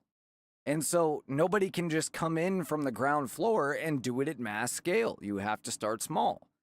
And so by regulating cars to the point that it's only profitable at mass scale, you are essentially eliminating any competition for these larger companies. Yeah. And I think the issue is it's basically making capitalism run as smoothly as possible while keeping it in a moral framework. I mean, it sounds so simple, and yet when you get to the day-to-day interactions between businesses and contracts being made, and there's 40 million people that we know of in this country. So yeah, trying to keep all of that regulated from one central system seems kind of ridiculous. And it would make sense to me that they would only come in when it's like a giant freaking monster rises up and starts, crushing the village around it. And you go, I'll take care of that one, and then maybe a few years later, another freaking bastard comes in and you go, I'll take care of that issue. That seems like to me the only time the government should get involved, because there's a really, really big problem. And I can see what you're about to say. The issue is what do they call that? When do they, implement that? Whenever they feel like, Maybe we should have like a subset to the Constitution, or maybe just a constitutional amendment that says if these criteria are met, then the government should step in and deal with this corporation, right? Right. Something along those lines. That's a possibility. But I agree. I think that really the only way to go about dealing with too large a corporations is one at a time, basically. Yeah, and only when it's ridiculous, when you go back and read about like the Rockefeller breakup or the Pac Bell or whatever it was, the telephone company, they were both monopolies that they had to do the Monopoly Act on. Well, I think all comes just like to finish. Go ahead. You go back and look at those details, it makes a lot of sense why they did it. You know, when you look at the context, right? Like the Russians say, everything is understood by comparison. I think the Standard Oil thing, that was progressives, and I think that it was wrong when they did it. But I don't think that there has been a case. I thought their propaganda was pretty good then. I would say, unlike what I've read about it. Now, I'm not an expert by any means. I've only written 2 books on the subject. The thing is, the claim was, well, you know, they're going to jack up prices and all this stuff, but they never did. Oil was cheaper than it ever had been under Standard Oil. And while they did own a significant portion, the American people liked it. The idea that it was, you know, this big push by the American people to break them up wasn't true. It was entirely the government. And that was because FDR saw a reason to. Whatever, you know, I don't want to get into the whole Standard Oil thing. Maybe we can do an episode going through that, because that would be an interesting thing to look at. Yeah, I know what your position. I mean, I get your position on it, and hey, I understand your freaking hard on for progressives. You know, yeah, so absolutely. I have a huge hard on for progressives because they've fucked this country up. I get it. Like you are so focused in on the progressives that I didn't even, you know, you don't only hate them in your lifetime. You hate them them shits all the way back to 1900. Yeah. You know. That's how far your hatred goes. And just to be clear, if you happen to be a progressive listening to this, I don't hate you. I hate the ideology. Your guts. He hates your guts. But this all comes back to something that I've said many times before on previous episodes, which is the best solution is that Americans actually live by their convictions and their principles, and don't shop at places that are screwing you. Don't go to Walmart because they're importing everything from China. Like, I used to have that more libertarian belief, well, like, it's not good that they've run out all these small businesses, but also, look at all this cheap stuff we can buy now. But the problem is, all that cheap stuff was made with foreign slave labor at the expense of an American job.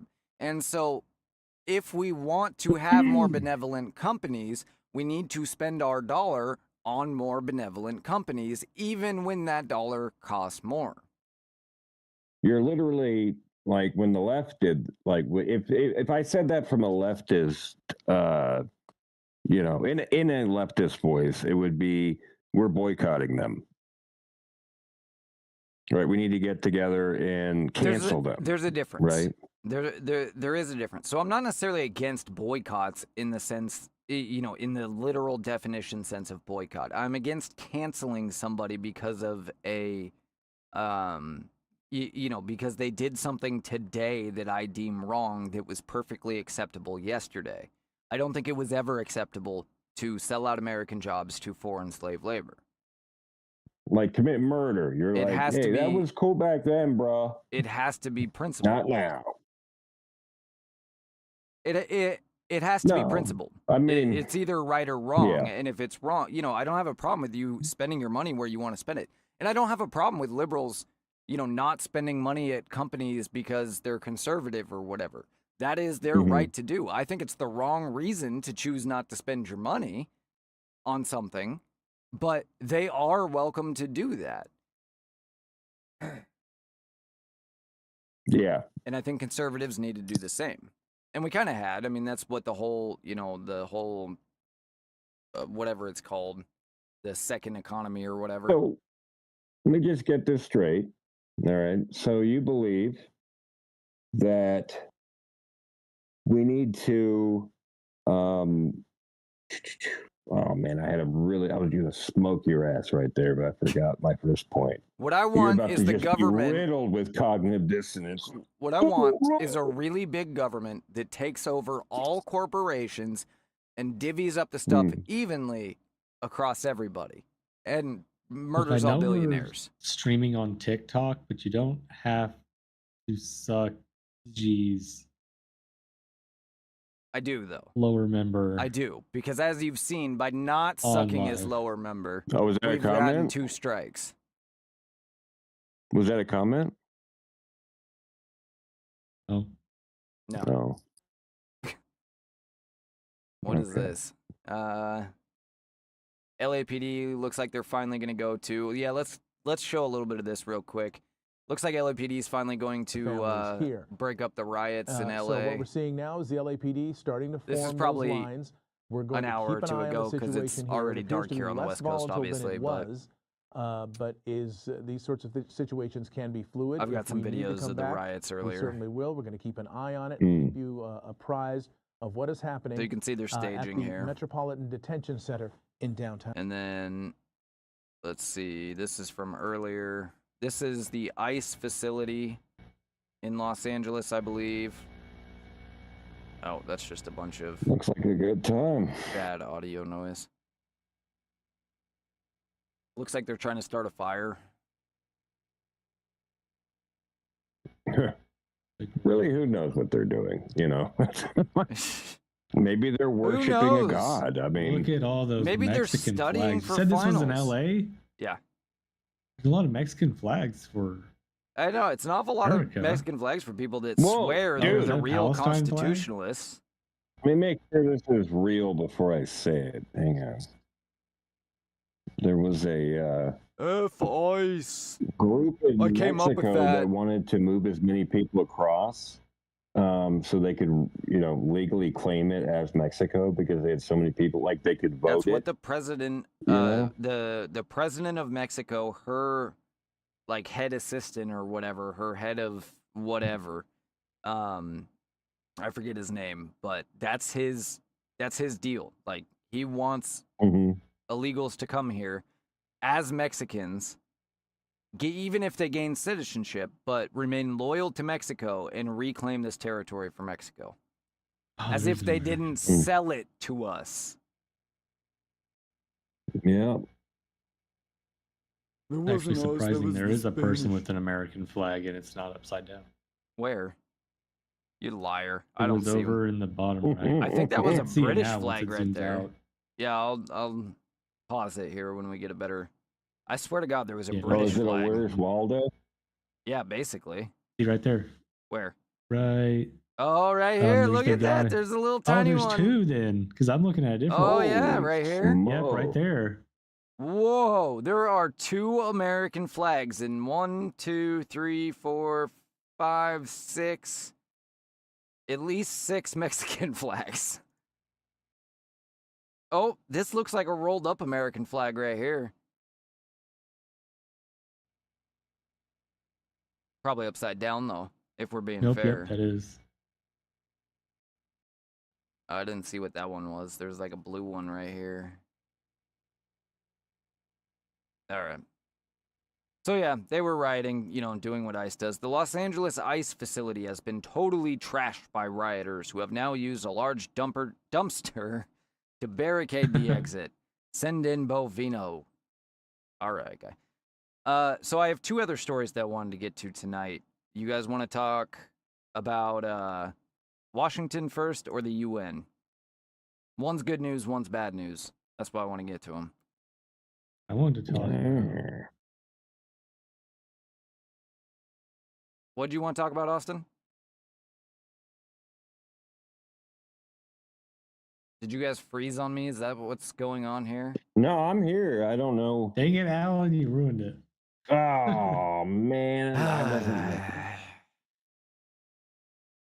Washington or the UN? Or am I going to pick for you? UN. All right, UN it is.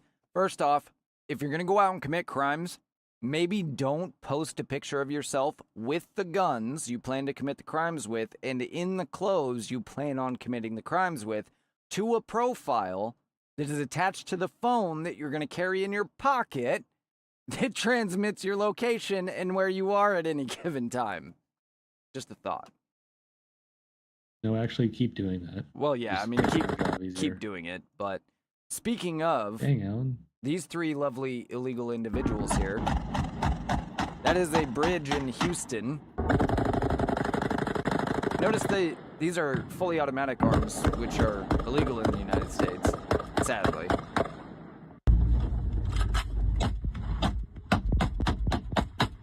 See, this is why we laugh when leftists are like, we have guns too.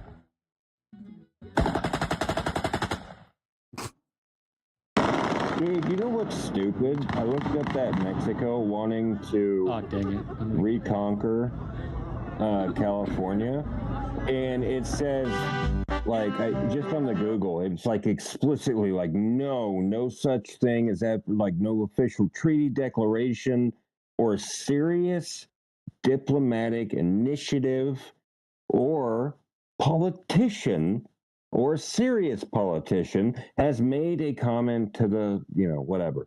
And then you go through and it's just nothing but, there are occasional statements by individual Mexican politicians referencing historical territory lost after the Mexican-American War in the Treaty of Guadalupe Hidalgo, which transferred California and other southwestern lands to the United States. These comments are rhetorical and symbolic, not actionable foreign policy. And you go, really? Really? So, like, there's actual government figures saying that crap. Oh, I just realized Donald Trump's saying that about Canada. Fuck. I'm a hypocrite. Oh, no. How do I get out of this? Still bullshit, though, and I don't like it. It's a virus. Yeah. I was sitting there reading that. I'm like, oh, shit. Right when I was saying it. I want Greenland and I want Canada. Yeah, the difference is, That's them we're and America. we're us. Yeah. And Denmark owes us. Mm-hmm. No, I wouldn't say Denmark owes us. I think that we want it, and they haven't put in their fair share. And Donald Trump is very clear about that. And there's a lot of the, far right politicians who would basically be, regular Democrats here, and they agree with him for the most part. They're like, yeah, we haven't given up enough. We basically shut down our munitions industry completely. There's a quote that often gets, unfortunately, we did recounted by people that says that when Russia invaded Ukraine, their ally Germany was frantic to help them, and the only thing they could do was send 5,000 helmets because that's all they had. Because everything was like oldie shit crap for their regular military, or the semi high tech gear they got for their their elite forces, who basically go out and protect their business owners. So yeah, I mean, Europe owes us $22 trillion, according to the latest calculations by the government for their protection, and that number goes up $500 billion every year. Right. That they owe it to us. Mm-hmm. That's my opinion. So anyway, the UN, which has been essentially ceded to China and Russia, like they pretty much control the UN at this point, because progressives in this country we're like, oh yeah, you guys take control, because that's totally the same thing. You're benevolent, right? Good news, though. Best of friends. They are risking imminent financial collapse, according to the Secretary General. So we might actually see the end of the UN in our lifetime, which would just be beautiful. Fantastic. Beautiful. The United Nations is at risk of imminent financial collapse due to member states not paying their fees, the body's head has since warned. Antonio Gutierrez said the UN faced a financial crisis which was deepening, threatening program delivery, and that money could run out by July. He wrote in a letter to all 193 member states that they had to honor their mandatory payments or overhaul the organization's financial rules to avoid collapse. It's almost like the U.S. was just carrying this place while everyone else took advantage. It comes after the UN's largest contributor, the U.S., refused to contribute to its regular and peacekeeping budgets and withdrew from several agencies it called a waste of taxpayer dollars. Several other members are in arrears or are simply refusing to pay. I don't know what arrears are. A-R-R-E-A-R-S? Arrears? Arrears? That means they're messed up. Okay. Yeah.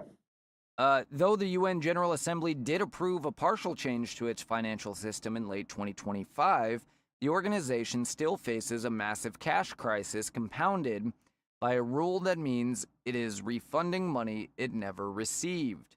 As its headquarters in Geneva, signs warning of the situation have been put up everywhere, an almost desperate attempt to save cash. The escalators are regularly turned off, and the heating is turned down. Nice. Gutierrez wrote in his letter that the UN had faced financial crises in the past, but that the current situation was categorically different. Decisions not to honor assessed contributions that finance a significant share of the approved regular budget have now been formally announced, the Secretary General said without naming specific members. U.S. He said the integrity of the entire system depended on states adhering to their obligation under the UN Charter to pay their assessed contributions, adding that 77% of the total owed had been paid in 2025, leaving a record amount unpaid. 77%, and they're still running out of money. Wow. Gutierrez said a rule that the UN must return unspent money on particular programs to members if it could not implement a budget created a double blow in which it was expected to give back cash that does not exist. I cannot overstate the urgency of the situation we now face. We cannot execute budgets with uncollected funds, nor return funds we never received. As a result, the UN is now returning millions of dollars it never actually held. The letter reads, just this month, as a part of the 2026 assessment, we are compelled to return $227 million, funds that we have not collected. All right, I'm confused here. What are you confused by, bud? Why are they returning this money that they don't have? They're nice people. Because, well, like, countries borrow against themselves all the time. That's how we're in such a big debt. We basically just owe our banks. No, okay, so the UN promises if they don't give the money to a specific program that it promised, that it would give the money to them, which makes no sense. But, because it's, let me rephrase that. So, countries give the UN money. The UN doles that money out. If the UN fails to dole that money out, they're supposed to give it back to the countries that gave it to them because they never doled it out.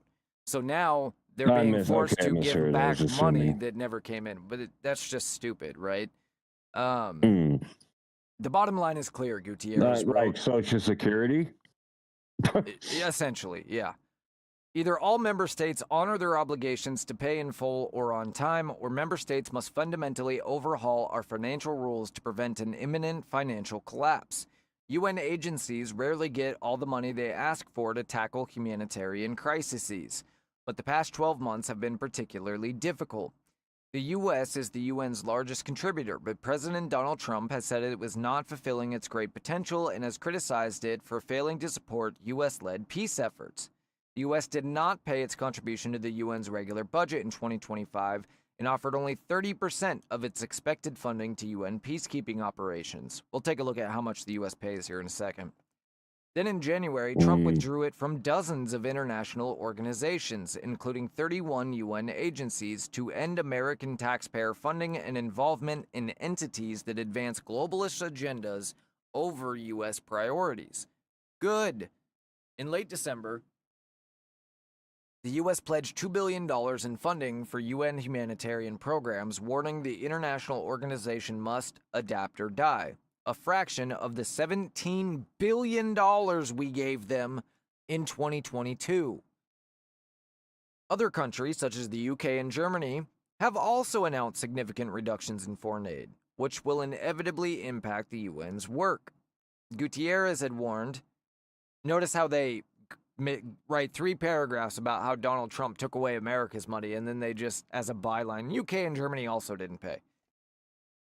Gutierrez had warned earlier this same month that the UN faced its most fragile financial position in years. Yeah, you're just repeating yourself at this point. Race to bankruptcy, yada yada. Trump has separately been accused by critics of seeking to replace some functions of the UN with his Board of Peace to oversee regeneration efforts in Gaza. The U.S. president has said its work would happen in conjunction with the United Nations, but when previously asked by a Fox TV journalist whether the board would take the UN's place, he replied, well, it might.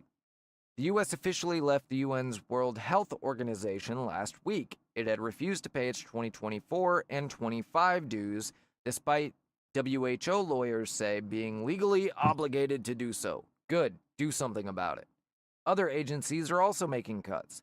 The UN's Human Rights Office has warned that serious violations will now go undocumented because it lacks the funds to deploy investigators. Yes, because those investigators have done a great job at stopping atrocities in the past, haven't they?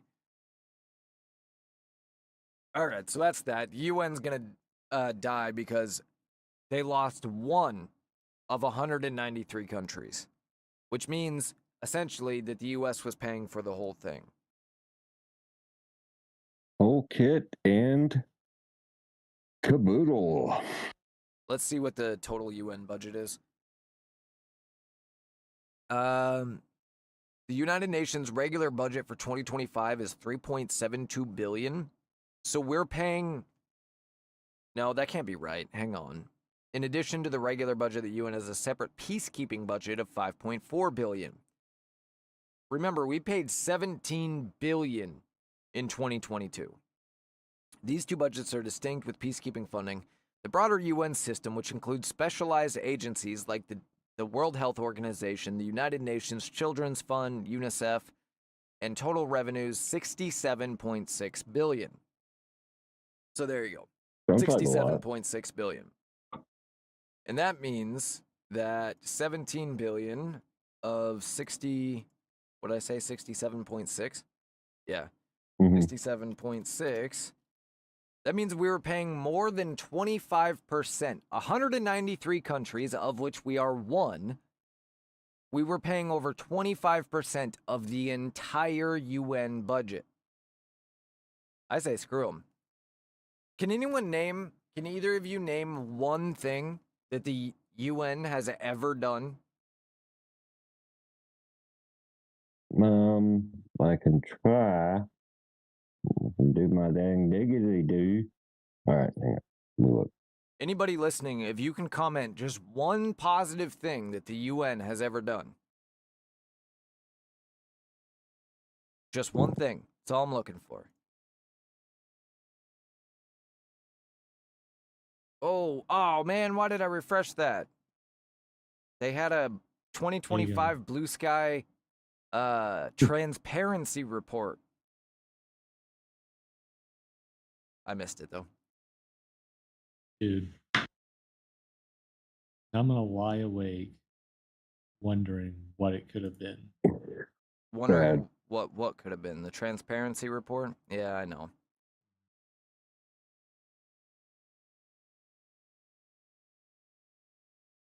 I think you're gonna lie awake wondering why Don Lemon isn't in jail. Yeah, he's out. All right, the two largest things that the UN... Oh, dang it. You Googled it and still couldn't come up with anything? No, I didn't put UN, so it's like the largest, most important contributions in the world. Science. And I was like, what? They didn't do science, motherfucker. Now we have it, I think.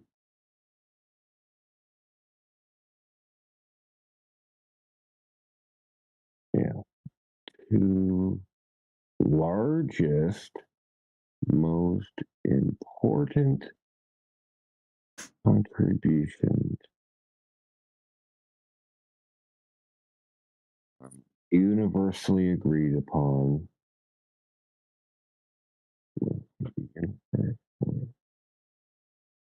agreed upon.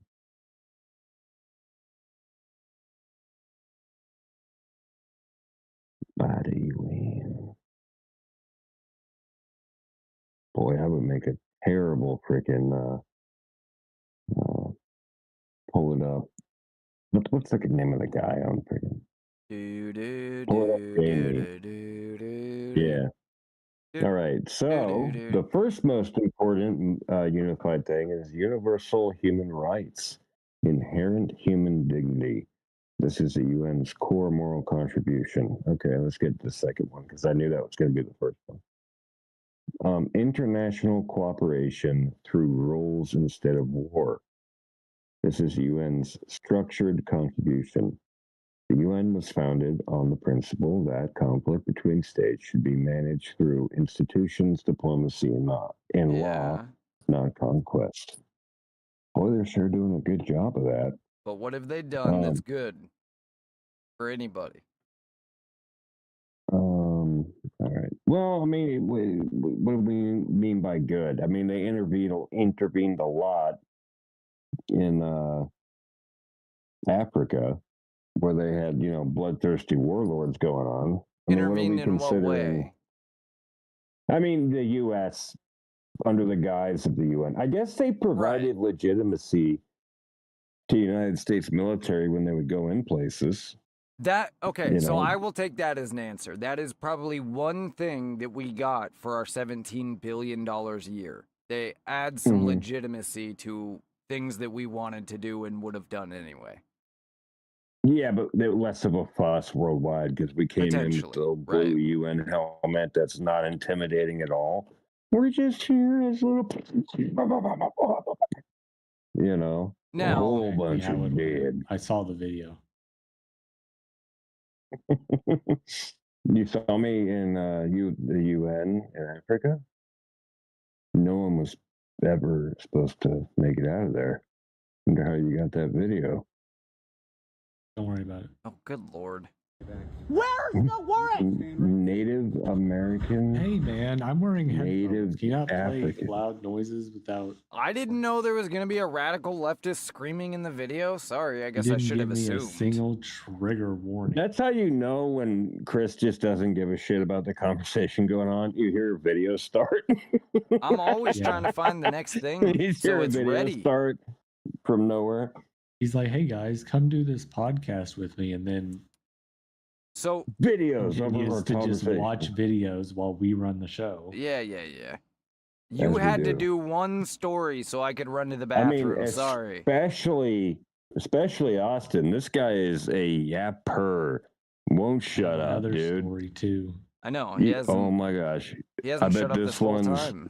Is it over or under two sentences? All right, go. So, how much do you guys pay for car tabs? Like roughly, obviously. For what? When you need to renew your tabs, about how much does it cost? Tab of what? Your vehicle what tabs. Oh. 100 and something? Like 150-ish?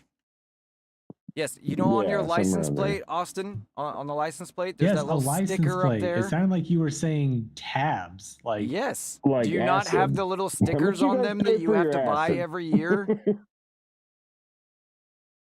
Does Oklahoma not have tabs?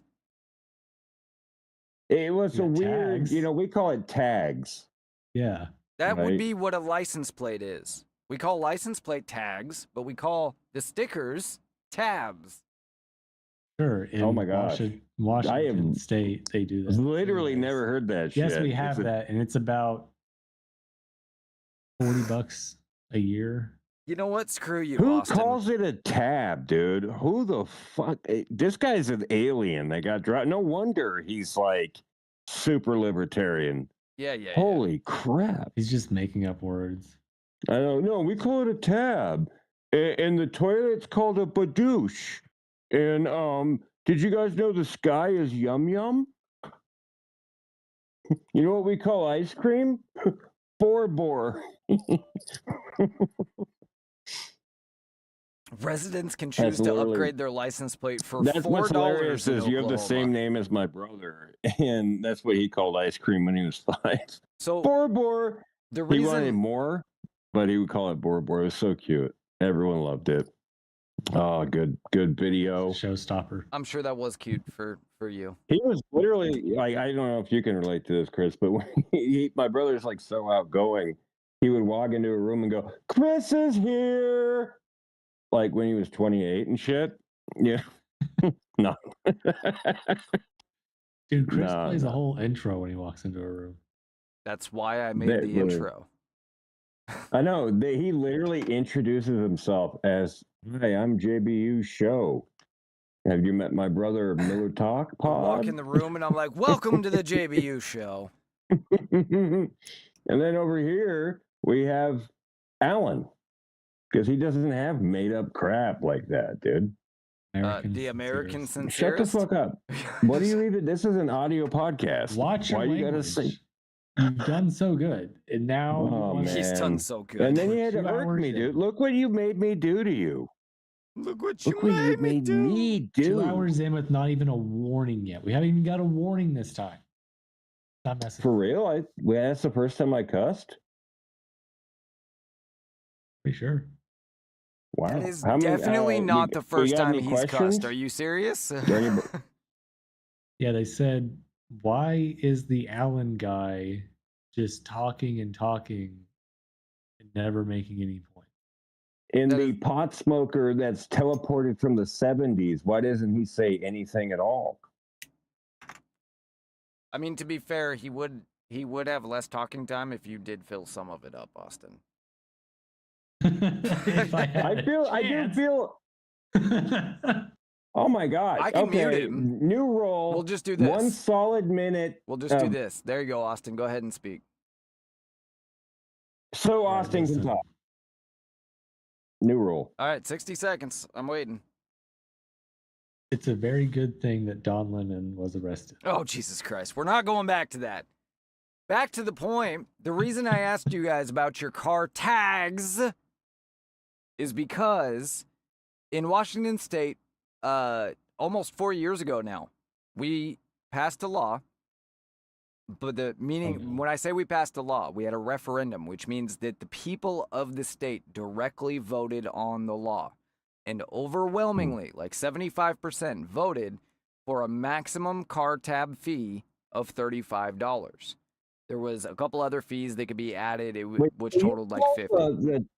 The tag, the license plate, the tag. No, I'm not talking For about real? the plate. I'm talking about the sticker that you have to buy every I single know year. we call that the tag, and then you put that on the license plate. And what do you call the license plate? Well, we generally call it a license plate, but some people call it a tag too. But we call it the stickers tabs. Regardless, we voted in this state to have a maximum of $35 because they tried to raise it to like $120 or something, which was a drastic. It was only about $35 before that, which is what the vote was about, was bringing it back and putting a cap on it at $35. The law passed 3 times. Voters passed this law 3 separate times because we have a thing in our Constitution that allows voters to directly vote on laws. You can literally write up your own law, and as long as you get, I think it's 10,000 signatures, it will go on to the next ballot, whatever the next ballot is. And so, here's what's interesting. Okay, this is really important. It says no one in the world calls it a tab. It says no. I'm just kidding. No, it said No it one's says, ever said that before. Yeah, You're a it liar. said new information coming in. A guy named Chris on JBU. you guys are going to have to comment. and Do he you was call it a ridiculed tag or a mercilessly. tab? Tag No, doesn't hang even on. make sense. Are you fucking taking Okay, spray paint and This is tagging what your it car? says. It says the terms are used in the United States. Common in the South. Tag is common in the South and Midwest. Often refers to the registration itself or the plate plus sticker together. Example, my tags are expired. Tab, common in the West and upper Midwest. Very small population. Refers specifically to the registration sticker. Example, I need to renew my tabs. Spoken by two people, Austin and another person. I mean, Chris and another person in Seattle who owns a gay bar and Yeah. All right. gives free. So, what? I'm just after reading passing- the How does it feel that we looked it up and you're wrong? Yeah, that sucks, dude. That sucks for you. I'm sorry. We looked it up and it said you guys were wrong. No, it sucks for you, bro. Austin, don't All you right, feel you guys- More of the country Hold calls on. it a tag than a tab. So Hold just on. convert. No. You said nobody calls it a tab. You both acted like you had no idea what that term even meant. Half the country does. We'll leave it to the They viewers. said the South and the Midwest, and then just Yeah. the West side. Yeah, well, actually, the Northwest. Put it on screen. I'm not buying it. Put it on screen. I'm calling you Hang out. on. This guy just can't give up. He He just go, hey, dude, hey, all right, you know. he's on the Tower of Power and he wants another hour, dude. What the heck? Everyone comment right now who's right. So That's we can what I'm finish saying. this. Leave it to the viewers. You guys comment. Is it a tag Yeah. or a tab? And I'll pull up real quick a picture of what we're talking about. Just so that we're clear. I'm gonna get coffee while everyone votes. Well, would you say All right, tag go and ahead. everyone will know what it means? This right here. Yeah. All right, for the people watching, this right here, this sticker that this guy's putting on, is it a tab or a tag? Or this one here? I really can't stand the way they do these photos now, so you can't make them bigger. Of course. Okay, whatever. This right here.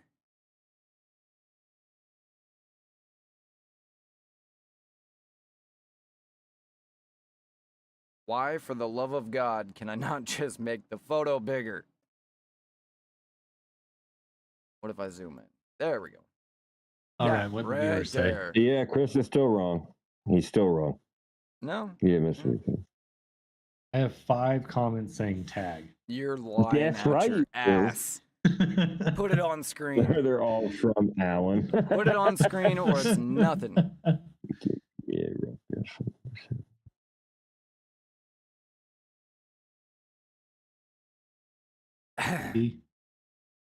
I'm looking. I see nothing.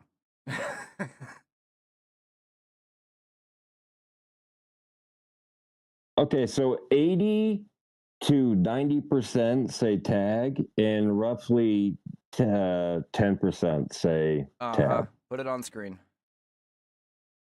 I don't have to. Yeah, because it's not. That's not what it says. I don't have to. I just closed out of the thing, dude. You can look it up. You have to like ask it 50 different ways because it's like there's no real way to measure that. This is by regional dialect. Well, so then it's just going to tell you what you want to hear. Well, that's a huge freaking guess, though, because they're counting Are like we all the gonna people. talk about Luigi Mangione getting. We're talking about the real issues right now, though. No, I don't give a crap Aw. about Luigi Mangione, and I'm in the middle of a story. If you guys would get off this tab thing. Well, it's the most important thing I've heard today. This was the argument of our lifetime, dude.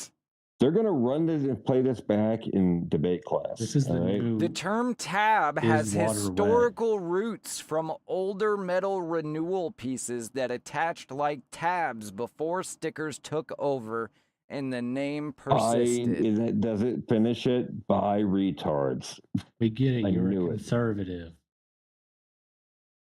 I'm saying tab is historically correct and tag is made up nonsense. It's literally a tag. Well, no one uses It's it. I literally guess a you're tab. still saying football for soccer. You're Whatever. calling something. It's literally that it a is sticker. not. It's literally Yeah. a It It is sticker. if we're being- metamorphized. You don't call a caterpillar once it becomes a butterfly. It becomes something Mhm. different. So you give it a different name. It used to be a tab. Now it's a tag. So we call it a tag. Sorry. It's that not a tag you're- either. It's a your sticker. pollution of If we leftist want to be really ideology hyper literal, has it's a vinyl lowered your decal. IQ to about 60. And the rest of the United States that is not retarded is doing just fine and calling things the appropriate name. Hold on, I'm asking what percentage. I said the R word pretty loud. I'm definitely getting banned on. Let's see. Population roughly 34 million people. All right, Grok's a liar. Fuck this. I'm out. What does it say, though? What is it? That's what I'm curious. In short, what is it saying? In short, tab is used by a small minority, probably 10% or so, concentrated in 3 states primarily, while tag is more common slang, but not the majority term nationwide. Well, what's the majority term? Apparently, we both are using minority terms. They might say registration, too. Because, what'd you get banned from? We went for the hat trick. What'd you get banned from? Chris got me banned. Allan got me banned. Now I just got myself banned. How'd you get banned? You got banned? That's what for I'm asking. hate speech. Because I yelled the R word. Well, I guess I'm banned now. So I yelled retard. Then you can't say retard. I'm not banned. Can't say that. Dick? I didn't hear. I didn't even hear that's you yell retarded, dude. Like, I hear people say that all the time. I will literally end this call right now. Knock it off. Oh. I will finish the show alone if I have to. All as far as I know, we're still on the air on this side. I'd prefer to keep it that way. There? Dang it. Mediocre at best. Anyway. The next time I can go live is Monday. They're only 3-day bans every time. I don't know if it's ever going to increase. I mean, as long as it's not cutting your reach, I'd live with that. Okay, before it. I mean, you only stream every 3 days. We got 73 views. It says 2 comments, but. And you didn't see them? See any? I was gonna say that could be me, but I guess it's not. Anyway, so in Washington State, I'm gonna finish this story while you're looking at that. In Washington State, the voters voted 3 separate times to limit the price of tabs, which is what they are legally called here in Washington, Minnesota, and Michigan, apparently, to $35. When it was finally passed the 3rd time, the Washington State Supreme Court decided, yeah, there's like this minor issue with the law, so we're just going to throw this out. They just decided that even though the people voted for it 3 freaking times, because there was like, it was like, I forget what it was, but it was like a typo in the law or something ridiculously stupid. They approved it to be put on the ballot, but then because it was passed, it was a cop-out, and the court literally just threw it out for no reason at all. You want to know how much tabs will cost you in 2026 in Washington State now, on average? They tacked on what is called an RTA, which is the Regional Transit Authority, $675.25 on average to renew your tags. Thank you. He's speaking English now, dude. You literally cannot drive in this state. Speaking that foreign tongue. Absolutely absurd. Yeah. All right. Well, just as long as you're trying to be American. You know what I'm saying? You know what I'm saying? All right. I am more American by 3 o'clock in the morning than you will be all day. Well, that's because you're lying about it, and I guess if we're just making shit up, I like to fly dancing pigs across the moon. So night has fallen in Los Angeles, and apparently the chaos has erupted. LAPD are firing less lethal rounds into crowds. Multiple members of the media have been hit, including me. Police shot my legs as I was walking away, and when I turned around, they shot me twice in the stomach with less lethal. Yeah, maybe because you need to get the fuck out of there. Don't read that way. Like, you're never going to get a leftist on the show because they're going to clip you reading it like that, and then... Well, you're going to whine like that, I'm going to mock you. Huh? There's a difference between how I talk to people in person and how I talk to them on the show, but I don't give a crap. It's a leftist. I'm not going to change who I am for a leftist. It's almost like they Got a told new you guys to go follower on home. Rumble. This is an unlawful assembly. You got a new follower? Congrats on the new follower. Awesome, man. Shout out to whoever that is. Welcome, Charlie 4049. Yeah. Hey, he's been Charlie on, 4049. He's been on JBU, too. Has he? I thought I saw him comment the other day. You know when you show up to a protest wearing a helmet Is that and one a of your face guys' mask? cousins? No, I don't know anybody named Charlie. You know when you show up wearing a helmet and a face mask, you're not there to peacefully protest. No. And especially when you're going to supposedly training school to be to harass law enforcement at who is the governor that's doing that, or the mayor of someplace? She's putting out a training or on a class to educate people on how to resist ICE if they come to her city. Oh, I heard about that. Matter of fact, we didn't cover this. So the Seattle mayor is going a step further than that, even. Maybe this is it.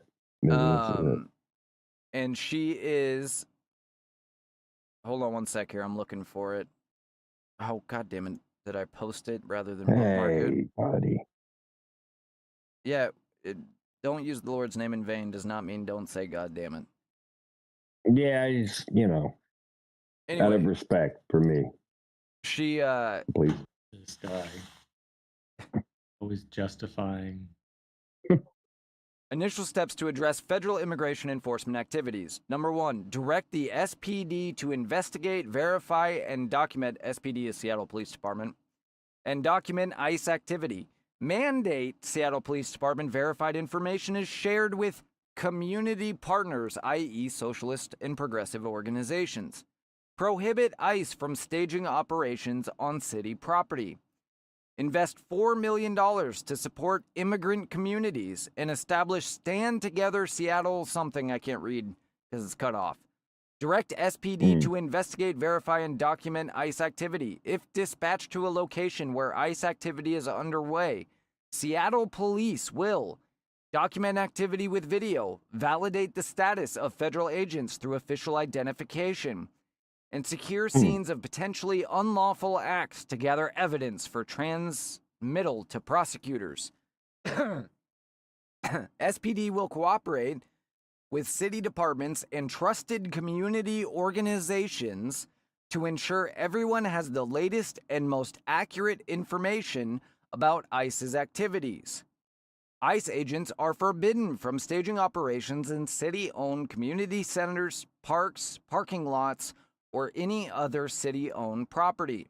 Mayor Wilson urges Seattle School District, Seattle Municipal Court, and other local government bodies to take similar action. So she is using the Seattle Police Department on behalf of leftists to chase ICE around instead of leftists doing it. Yeah, my phone went and died. Oh, that's lovely. Yeah. Just went and died, huh? 1%. I caught it before it did. It did the emergency flashing thing where it just dips everything. You barely see it. Good catch. Yeah. It was. That's one of those moments where you learn how dexterous you are. You know what I'm saying? So yeah, she is going to officially use the government to interfere with federal law enforcement, which seems to me like a crime. I don't know. My question is whether or not SPD will do it. And it's not as if, Seattle, of course, is the safest city in the country. So there's nothing better for SPD to be doing than following ICE around, obviously. Yeah. Is it one of the safer cities, or is that sarcasm? No, that's absolute sarcasm. It is one of the worst cities in the country. It is a leftist city. No, literally... I didn't know, because you just don't hear about... You hear about Chicago, New York, New Jersey, Atlanta. Weirdly, most people think of Portland, and a lot of people think Portland's in Washington, but Seattle is like Portland on steroids. But for whatever Those reason, are it the doesn't get the words that same we got banned headlines. for. What, Portland? There should have been. You can't even say the name. We will speak of it. But yeah, you literally cannot walk alone on a city street in Seattle at night anymore. And you could when I was a kid. It's always been dangerous because it's always been a leftist city, but it is since 2020 gotten so dangerous that the chances that you will be, if you're a guy, the chances that you'll be robbed or mugged are incredibly high. If you're a woman, the chances you'll be raped are probably higher than just about anywhere in the country. And people don't even report it anymore because SPD doesn't show up. If you report that you are being robbed, that you are being shot at, that you are being murdered, SPD will make it to you in between 30 and 60 minutes. If you're reporting that your car was stolen or that your home was broken into, even if somebody's still in the home, SPD will make it to you in 2 or 3 days. Wow. I just have one quick question. Yeah. How much has the population of Black people increased? You were a child to now? Oh, You mean that in seems Washington? That seems the other R word. Yeah. It has increased, but not significant. Well, I shouldn't say not significantly, but not incredibly. South Seattle, North Tacoma has always had a somewhat significant population from around JBLM and stuff, but yeah, it's still predominantly, mostly, the largest minority here is Asians coming from Japan, China, Asia. South Korea. Asia. And it's kind of always been that way. Seattle is a huge Asian population. The Asians came from Asia. Seattle demographics. Let's see. Seattle's population was 737,000. It's closer to like 1.5 million or whatever. That's just downtown specifically is 737,000. Reflecting 5.4 increase. 60% white, 17% Hispanic, or excuse me, Asian, non-Hispanic.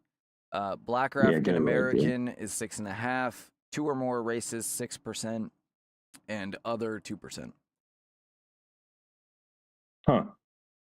So if you were, let me check Tacoma because Tacoma is probably the largest.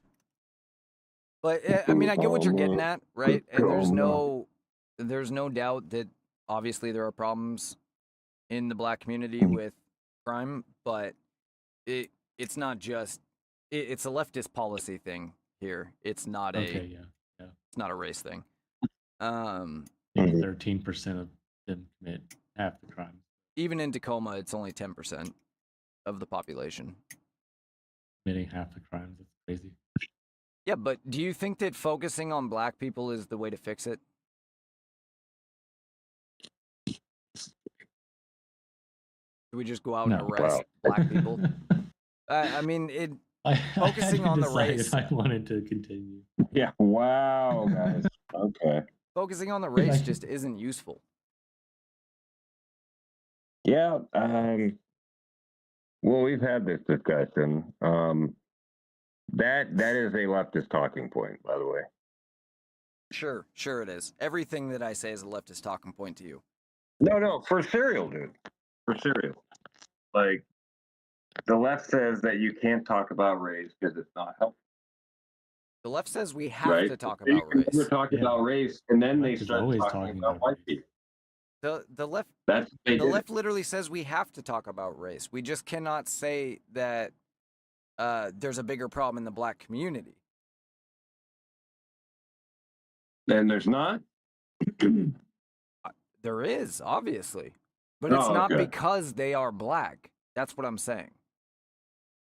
No, but if you tie ethnicity into culture, which has happened, which has been reinforced from above, right? That's where all this, like, why you acting white crap came from back in the 90s and 2000s. from other black people telling black people that if you tried to study, No, I you said it's went been to school enforced with from people like this. above. I mean, what do you mean by that? Oh, well, you have the race hustlers like Al Sharpton, like the Islamic Well, sure. Brotherhood, that reinforce these stereotypes, even down to Malcolm X, dude. And then when you read some of the crap Yeah, he that kind of reformed Martin at the Luther end, King though. was saying at the end, he was basically a communist. Yeah, so I go back and forth on Martin Luther King. I've read certain things about him that are very conservative. I've read other things that are very Marxist. I thought he was Marxist more in the beginning and less at the end. And then Malcolm X, I know he was very Marxist right until the very, very end. But he wasn't. He wasn't. But very doing racially, it's key to point out how racist he was. He was like, I don't care about you. I don't care. I'd step over a white man if he's bleeding in the street. He said, I want you to cut out. He goes, what were we supposed to do with 160 acres and a mule? That doesn't help me now. That doesn't cover all the oppression up to now. So you're going to cut out, 1/5 of America and give it to us and let us run it. And you're going to give us a lot of money in the beginning. And then we're going to take care of it on our own. And there will be no white people there. No white people allowed. They wanted total separation. That sounds nice. And I tell you what, we'll give you a whole continent. It's called Africa. Right. But he didn't want to go to Liberia for obvious reasons.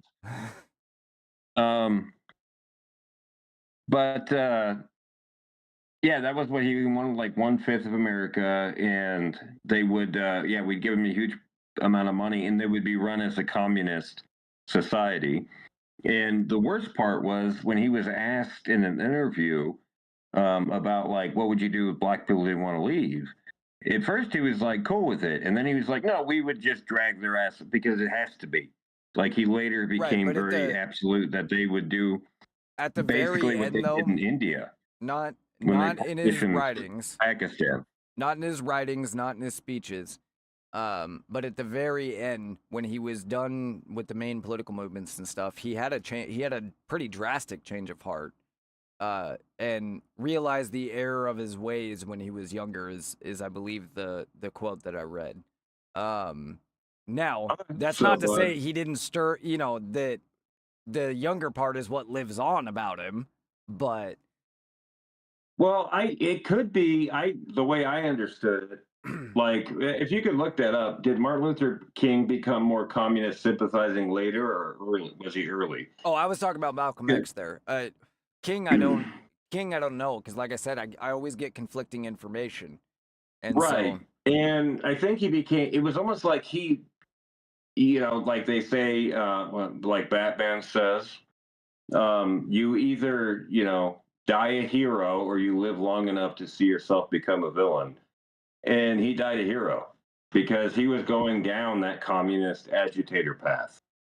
So this is trying to ask that question to ChatGPT and stuff. It's just going to give me a leftist answer. It's going to give you the runaround because you can't say anything bad about him. What I asked it for instead was his last speech. And this is a snippet from his last speech. It says, he wasn't doing that shit out in public. Well, no, but it might give us an idea. We'll see.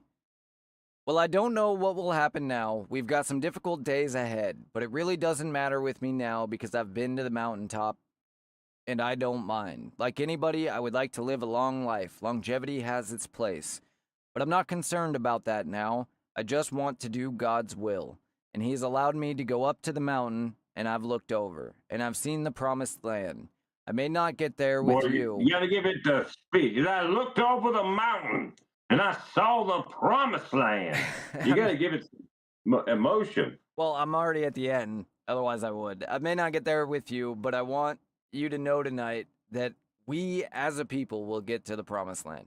I mean, that sounds pretty, he's saying, what did he say? I do not know what will happen now, but I've been to the mountaintop and I don't mind. That sounds to me like, things have gotten significantly better, but.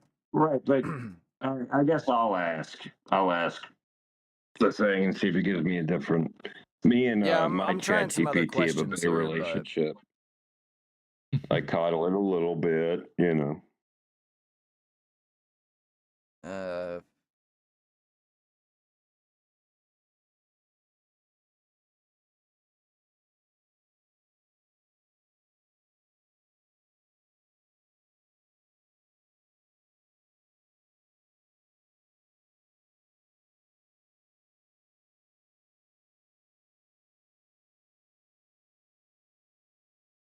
toward the end of his life, MLK Jr.'s political leanings became increasingly radical, focusing on economic justice, opposition to Vietnam, and systematic inequality. So yeah, it sounds like he went down the leftist path there at the Yeah, end. he started becoming super socialist, and he was falling more in line Yeah, with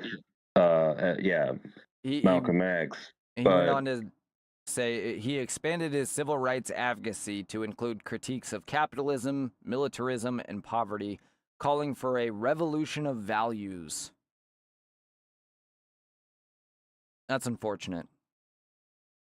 Because earlier in life, he was far more logical. And, you know, I think that he proved with his own... It's amazing to me that somebody could do that so late in life, because he proved with his own...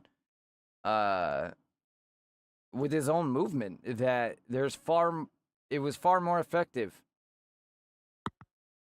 than anybody could have ever hoped for in the radical sense. Rioting in the street is not effective. Standing for a cause and taking the hits for that cause and just standing for it no matter what is far more effective than trying to use violence to implement it and force it on others. Yeah, so like some stuff I read by Thomas Sowell, who kind of covered him briefly in a couple of his books. He was saying he did the agitator movement. He really respected what the communists were able to do, agitating. Like, just go to a town, like the traditional way communists would do it. They go to a town, just 2 or 3, and they begin door knocking and befriending people and get them to come out to these movements, right? So there would only be like 2 actual communists, and then there would be like 100 party members, right? Or not even party members, what do they call them? Useful idiots, which is what they actually call them in some circumstances. And they go out and protest. And what they would do is pick very specific things that didn't seem to be important at the time. They would pick a tax bill, or they would pick some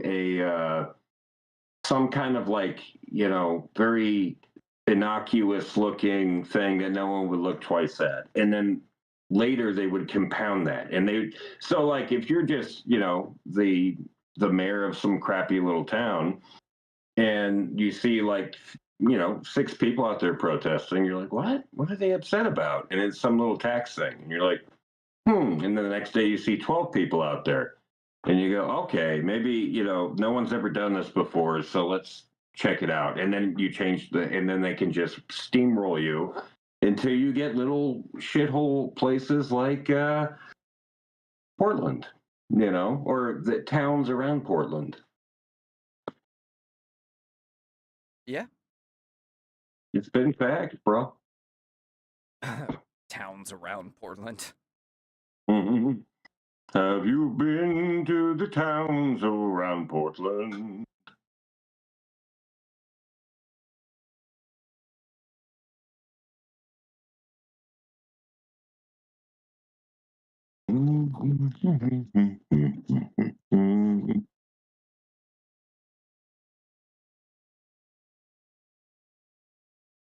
All right, here's something apolitical.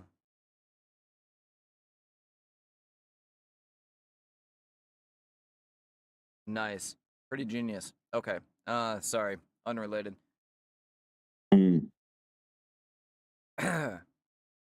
This email from a boss, this kind of exemplifies corporatism. It says, leaving early yesterday, question mark. And it says, "Hi, Ryan. I noticed you headed out a little early yesterday, 4:57 p.m. While we appreciate your work..." Now, this is probably a fake email, just to be clear, but the concept is there. "I noticed you headed out a little early yesterday. While we appreciate your work, we need to make sure we are being fair to the rest of the team, who stay until the end of the workday. To make up the time deficit, you can either take a slightly shorter lunch or stay until 5:03 p.m. this evening. Let's make sure we're watching the clock a bit closer moving forward. We are a team. Thanks, Sharon." Got a good point. Got a good point there.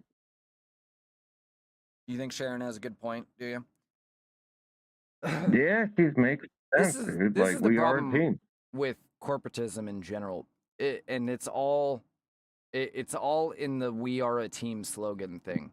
You're not going to convince people to be happy workers by trying to, run this psychological game on them. Nobody wants to be at work. They're there for pay. And what they want is to be fairly compensated for the work that they do. If you're the person that does 20, or if you're the 20% rather, that does 80% of the work, you want to be able to either be fairly compensated for doing 80% of the work, or have advantages like leaving early because you've done all your work, times 10 what everyone else has done. If you're the 80% that only does 20% of the work, then of course you just want to ride out the clock. But this is why corporations always fail, because they're like miniature governments, and anytime someone has an idea at the top, it must be good, and we must force it on everybody below. The only reason people are there is for money. You pay them the most amount of money that is, that the market allows for that job, and you will have the best employees, period. You try and convince them that we're a team and this is all a group effort and all this crap, you're just going to have pissed off employees that don't care about you and you don't care about them. I've worked for many corporations in my life, and I cannot stand it. Yeah, I get that. Which is why I won't work for corporations anymore. It's just one of those things, too. Like, if you notice that somebody on your team is doing 80% of the work and somebody else is doing none of it, then you need to either fire that person or reward the person that is doing the vast majority of the work appropriately. Because no matter what you try to do outside of that, it's not going to make up for it. Yeah. Yeah, like, you can only put so much effort in. I've worked in, I worked stocking shelves at Lowe's one time for like a whole year, doing the night shift. And let's say you get 10,000 pieces of equipment in, right? That needs to be stocked. And you have 5 Train people B leaves the working station that at 3:03. No. And you have 3 people or 5 people to stock the shelves. And if you find you're putting up 4,000 pieces a night to get out of there, right, on time, Right. you're going to get a little freaking, resentful. Yeah. Right? Yep. Yeah. Yeah, So, and then if you start putting out the same amount of work as everybody else, then you start getting in trouble because more is expected of you. Not of them, but of you. yeah, we get like and then like, what are you going to do about it? Because you work with, hypothetically, you work with like a 70-year-old guy who just working this job because he wants something to do. His like wife died and both of his kids died in a horrible accident, and so he's just alone. And hypothetically, you got another guy who's like 55 and he's a lifelong cocaine addict who is like a high-rolling businessman. Now he works this job literally because he can't afford anything. His life's completely burnt out and he doesn't care about work, so he just sucks. Then you got another guy your age who is just kind of there. Like you can just smell the weed smoke every freaking time, and he exists in that space, but he's not there. And then you have, you got the person who DEI likes to hire, and they get hired, and they feel like they're blessing you with their presence, especially around this time back in 2017. And then you got you, and you're putting up half the shift's work because you want to get out of there. And then one day you decide, I'm just going to go and do my fair share. And then you start getting this ridiculous amount of overtime because everyone else wants to go home. And you just start racking up that overtime. And then when you go in for that promotion and they're like, oh, we're thinking of giving you 20 cents more. Is that okay? And you go, I want $1 more. And they go, what? And you go, watch me quit. Watch it happen. And then they scramble and they're like, okay, we're going to have to hire 3 people to replace him because everyone only does a quarter of the work they're supposed to. That's capitalism, boy. Mm-hmm. It's not capitalism. That's poor corporatism. Oh, you guys are dropped out. That's weird because I'm still right here. You're still right here. I think you dropped out, my friend. No, there you were frozen. Chris was literally crap his nose like that, but it looked like you were thinking about it.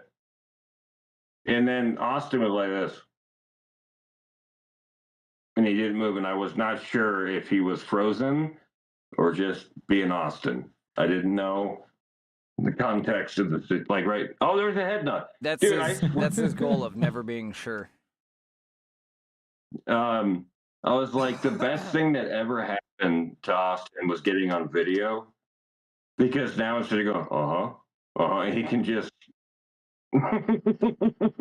Ever since he got on video, he actually talks now. A little bit. Well, he had to talk more though, because you would forget he was there. He might have been head nodding without video. When we used to do this just audio, he scared the shit out of me one time because he went like 2 hours without talking, and then all of a sudden started talking. I'm like, when the fuck did you get here? Yeah, he was telling me on your guys' first podcast, you were telling me on the first podcast that you guys did, you talked the entire time, and then Austin said one thing at one point, and you're like, am I talking too much? And Austin's like, no. Yeah, if you look at the very first podcast we did together, yeah, because he came on my show, and then I went on his show first. And those were fine. But the first time we did one together, it was probably 90% me, 10% Austin, and I was like, probably shouldn't talk so much. What's the name of the show you went on? What, Austin show? Miller Talk? The Miller Talk podcast? What do you mean? What show did I go on? I was just curious. The biggest show in the nation? 3 or 4 of the Miller Talk podcast. Yeah, go listen to it. Might have been 3 and 4. You can learn why science is all screwed up. Now. So, That's a joke. I saved it. Sorry, I missed it. I saved this post from earlier from at Dear Climate. I'll look them up in a second, but it says farmers are an unnecessary relic of a dying far-right movement. Uber Eats will replace farming within 3 years. Do we think this is even real? That seems like a kind of level of stupidity that you can't actually attain. I don't know, dude. You have to be stupid. I'm trying to be like Austin from now on, by the way. Food comes from farms. Food comes from store. Food comes from driver. Food comes from phone.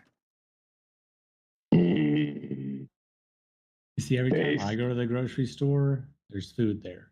So explain that. Mm. You know what annoys me? Yeah, magic or And the food got there. It grew on the shelf. that's what I was Obviously, kind it of. must have. That's what my Every time I go evidence there, is it's just on leading the towards. shelf. Yeah, and also Oklahoma is the last in education, and we don't need to bring that up every time. Third to last. Come on. Well, we can't Not as trust bad as the your last one. we can't trust your take on it, but I don't want to. I I don't never want to make trust any Austin's take. accusations, but Come on. This guy consistently Oklahoma bashes. I know Dude, he is I a would real never- Oklahomist, and it's getting kind of disgusting at this point. Dude, Your Oklahomans absolute are Literally pure the best hatred state for in Oklahoma the union. is just Oklahoma can't is get in any America. better. I have Yes. never denied that Oklahoma the is in heart America. Of America. It is the heart. No, it's the intestine of America because that's where the shit gets done. Where does the shit get done? In Oklahoma.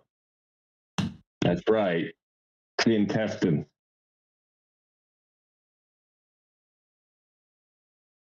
man, it's a We fake don't need to page. talk about Seattle. You always beat Seattle, though. No matter how dumb you guys are, or how incompetent, or how small a shirt your politicians wear when they're running for office, or how everybody goes out to eat every meal in Oklahoma every time they go out to eat and they get giant stacks, and one in every half a person you meet is 2 people wide, right? Even if that's the case, Washington's still worse. So you always have that in your back pocket. I mean, it's something. At least I wasn't born in North Carolina. That's true. I wasn't born in North Carolina. I wasn't born in North I don't Carolina. live in North Carolina. No, fuck you then. Sadly, All right? I was This is where born in my Seattle. ancestors come from. My ancestors came from the panhandle of Florida. Great. Said go to Oklahoma. And then what'd you do? You interbred with them. Oklahoma. My ancestors Oh, came dude, from I America. used to have, like, we'd have to, oh, wait, let's hear about Chris's ancestors. They came from America because I'm fucking Oh, they're American. just based. Okay, moving on to real points and real men talk here. My family have been in North Carolina on my mom's side since before the Revolutionary War. Oh. Yeah, and they were very poor. They were the what do you call? They're Irish, and so they were the freaking slave. Dang it. They weren't slaves. They were indentured servants. There we go. Can't think of the term. They worked as indentured servants. Might as well be the same thing. Until they, yeah. And then my dad's side were Norwegians, and they came over in 1880. So you combine the two, and my family's been here since 1700. Yeah, my family's been here since always. So my original ancestors came not on the Mayflower or anything, but they came prior to. Mine came over the Bering Land Bridge. 1776. Mine were actually the Vikings that sailed over here in 1000. No, I even before that we have a great ancestor we call Sprinkle. He was a particle of dust that floated over that carried our DNA. Made it across the ocean all by himself. Matter cannot be created nor destroyed. So the atoms that make up your body have existed for 6 billion years, or no, they say the universe is 24 billion years old. Wait.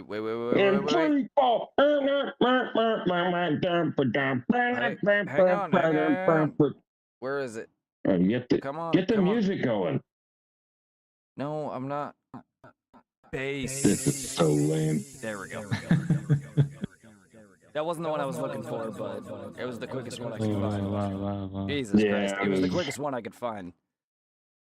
Always the quickest, never the best. So yeah, always keep that in mind. Oh, Especially wow. That one didn't even if do you're anything. having existential dread, just remember that all the Mm. atoms that are making up your physical body have been around for Mhm. 24 billion years. And you just, That's at it. this one moment, dot in time, you happen to be using them. This one Wow. moment dot in time. Wow, Austin. I mean, Oklahoma a human's life is philosopher. barely even a dot in the grand scheme of time. Oklahoman I mean, 24, philosopher. Rude. 24 billion years. That sounds kind of rude, And you're honestly. alive for like 80. That's so minuscule. What you're saying is, we don't matter. No, that means Oh, we get that a pun. everything should matter funny so pun. much more because you have such little time to make impact on the world. Oh, I think, Austin, did you miss the pun? I guess so. Really? He said, Went right over because your you're head. talking about matter and every particle of matter. And he said, so we don't matter.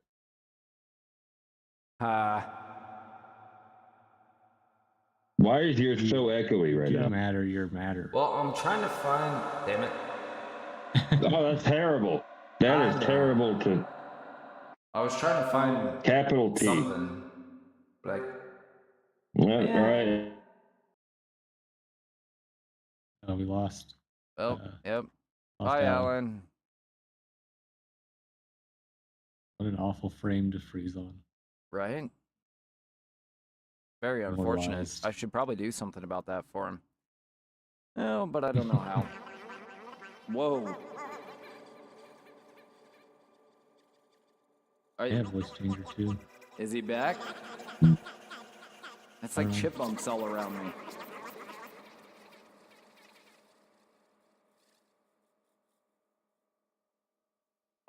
Yeah, it's There happening. he is. Yikes. Yikes. Yeah. Turn that off, brother. From my heart, turn that off. All right. Hey, it's not my fault you don't have headphones.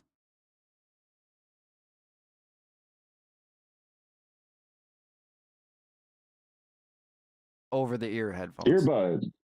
Oh, okay. That's some limp-wristed shit, bro. Play some of the songs I sent you yesterday. We'll have it mellow over the background. Be rocking. I would, except they're still on my phone. I'll see if I can send them to my computer while we're sitting here. All right. I was like, I expected that shit done, bro. Yeah, of course you did. But you didn't expect to do it. No, that's true. Dude, I remember when you had to convert CDs individually from right to put it, and I got an iPad thing. And oh man, that's even another story. There's like the one time I've been peer pressured. I walk into the thing and I'm going to get an iPad or a iPod, like right when they came out. And I'd saved up because I was working. And I walk in and I had the $400 ready for it. And the guy goes, and I said, yeah, I just need an iPad. This is at Best Buy. And he goes, why don't you try this thing? It's just as good. And it's like this piece of shit thing, but it's the same price. He goes, it's the same price. And blah, blah, blah. And I was like, oh no, I just want the iPad. And he went, do you just want it because your friends have it? Duh. And they got me. I was like, no, give me that stupid fucking thing. And then I went up and bought it, and I regretted it the whole way. And then it was incompatible with my computer. And then I had a friend that had a computer that it was compatible with. And so I was like, hey, Angelo, can you copy these 450 CDs? Way to dox your friend, bro.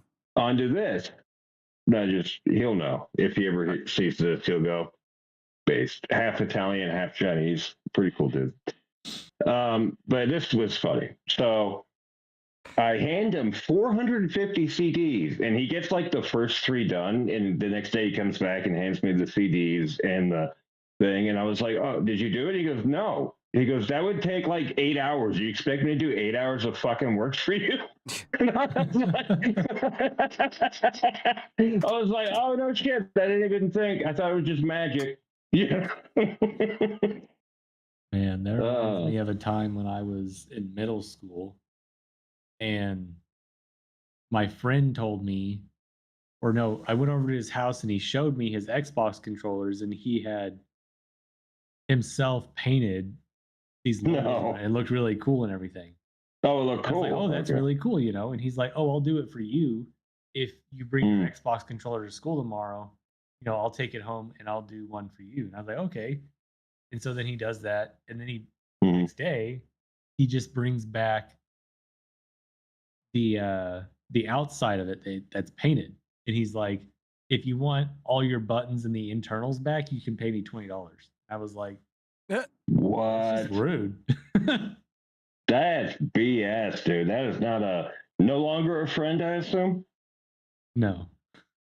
What, that's not how you do stuff? That's how I do stuff. I was like, bro, I literally haven't even seen my mom for 3 days. I don't have $20. Come on. Last time I ate was at school, dude. I don't have $20. I had a boss one time.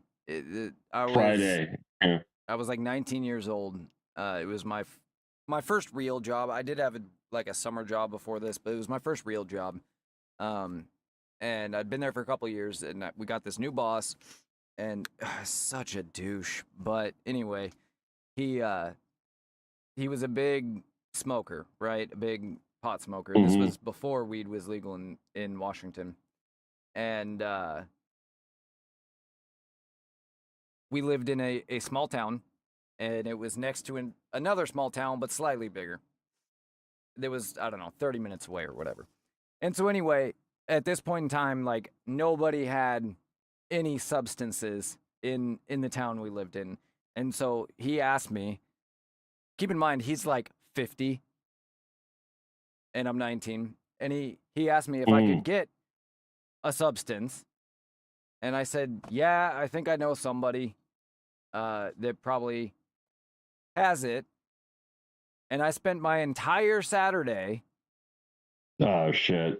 looking for it for him, pay a ridiculous price, but he was willing to pay it because nobody had it. And he was the type of guy that was like, I'll be such an asshole if I don't have my pot.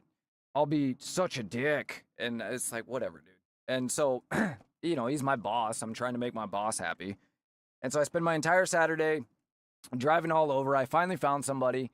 It's a ridiculous price. It's terrible stuff, but he's literally texting me every 5 minutes. Where you at? Where you at? Where you at? Where you at? And it's like, dude, I'll be there when I get there. He's either paranoid or he's jonesing. But you don't Jones for weed. That's the thing. Like, there's no withdrawals well, you just said it. You're not supposed to. I thought you were going to say it. They'll kick you for talking about that stuff, by the way. But anyway, and so finally I get back there and I get it. And he's like, what's this? And I'm like, literally the only substance that you could possibly find anywhere in a 50-mile radius right now. And he's like, I don't want it. It looks like crap. And I'm like, I am not paying out of pocket for your crap that I just spent the entire day looking for. I didn't need it. You did. I'm not paying for it. Yeah. Ultimately, he refused to pay. He literally threatened to fire me. He said, I can fire you or pay you. Shoot. I can fire you or pay you. Or fire you and pay you. Or you can just take it back. And I'm like, you know that's not how it works. First of all, it wouldn't be worth the money for me to drive all the way back. Second of all, they'd probably shoot me if I tried to take it back. Yep, and then I had to go back to work with him for a short period of time longer. Obviously, he got himself fired. But I realized as I was walking away, though, like as pissed as I also wasn't 55, living in a single-bedroom apartment with my girlfriend, riding a what kind of bike was it? It was like a crappy little motorcycle that he probably paid $500 for. I forget the name of it. That he called his Harley. It wasn't a Harley. It's And I was like, you know what? Maybe the guy's got enough problems.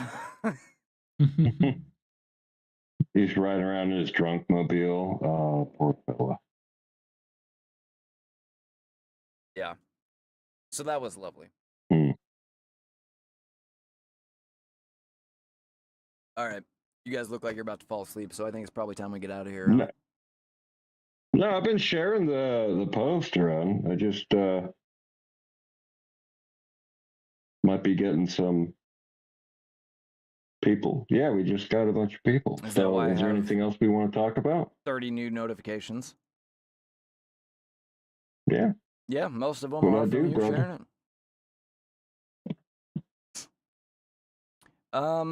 it. I got a couple other stories here. All right, let's see. The police union responded to the Seattle mayor. See what they Oh said. shit! What we got? The Seattle police Let's check in on our leftist cousins. The Seattle Police Officers Guild is not impressed with Mayor Katie Wilson's recently announced series of initial steps to prepare the city for a potential surge in federal immigration enforcement. Those initial steps include directing the SPD to verify the identification of federal agents and document reports of immigration enforcement activity, prohibiting federal immigration officials from using city-owned or controlled property for enforcement activities, and allocating $4 million to local immigrant support organizations. Yeah, you forgot the part where they're going to give that information over to trusted community sources, i.e. radical leftist organizations. Anyway, the quote says, toothless virtue signaling rhetoric like this has already cost... You mean charities, by the way. Sure. Toothless... Just charities. That's all you got to say if you mean radical leftist organizations. Yeah, same thing. Anything that's not a church charity, I'll say. Well, even a lot of them, unfortunately. Toothless... Oh, if you're talking about the guy in Texas or whatever, a couple of those guys, yeah, they're going to burn it out. Toothless virtue signaling rhetoric, good lord, like this has already cost 2 people their lives, SPOG President Mike Sloan said on X on Friday just before noon, and shortly after the Center Square asked for comment on Wilson's plans. That was one hell of a run-on sentence. That's a huge statement from a cop if you think about it. No, it is for sure. He said so he's saying that rhetoric cost those people their lives, not that ICE killed 2 people without cause or reason. Yeah, so he's definitely taking the stand there in that statement. The Seattle Police Officers Guild, they've made base statements like this before. They have taken a stand against back during the Chaz Chop thing, they were very vocal about it. Basically, they're trying to do it on behalf of the Seattle police officers so that they don't get in trouble doing it, you know? But anyway... Were they one of the people that got cut during the defund the police? I know a couple places actually did get a good amount of funding cut. I don't know if they actually had funding cut. I know they got their balls kicked in. All right, I'll look it up while you keep reading. Because the whole Chaz Chop thing was centered around a police department that the leftists took over. They were told to abandon their police department. But anyway, he continues with his quote, "The concept of pitting 2 armed law enforcement agencies against each other is ludicrous and will not happen. I will not allow SPOG members to be used as political pawns." Good for him. Earlier this month, 2 U.S. citizens, Renee Good and Alex Preddy, were fatally shot by federal agents in Minneapolis during intensified immigration enforcement efforts. Both shootings occurred amid rising tensions over the issue. Quote, "I understand the concern and anxiety in the community, and I want to make sure everyone knows that the police are here to keep you safe, regardless of your immigration status." Yeah. Seattle Police Chief Sean Barnes said, well, screw Sean Barnes. Keep in mind, they did. They cut, by the way, they cut $2 million in 2020. Yeah, now they're considering from the 2021 budget. Now they're considering hiring illegal immigrants because they can't get anybody to work for SPD for some reason. I was just going to say, keep in mind that the Seattle police chief is literally just a leftist radical at this point. They kicked out the guy that was doing it and put in charge Yes Man a long time ago. Yeah. I'm going to look and see if Seattle refunded the police at any point, because I know a lot of cities did it the following year. They were like, oh, crap. I think they have, because they put out a big thing about hiring bonuses and stuff, trying to entice people, but why would you go work in a city where if you, God forbid, had to use your gun to defend yourself, you're just going to be crucified for it? Let's see. That's like, when you think about it, they had a bunch of people, and then they also reduced wages was the main thing. Like, they reduced wages for incoming officers. It was almost like they didn't want people to be cops, right? And so a lot of cities that defunded immediately refunded. Yeah, most of them did, yeah. And when we talk about, and then people will go, well, the crime wasn't as bad if you look at the numbers, and it's like, dude, you didn't have people reporting to, there wasn't a cop there to even report to. I mean, like, just in like Seattle, I mean, not Seattle, but San Francisco, they had looters that would come in and literally just rob the store blind as soon as it opened, like Walgreens, for example, and they couldn't do anything about it. So all they would do is file it to their insurance. They would make the statement to the police, and they would file it to their insurance, and the police wouldn't even look at it.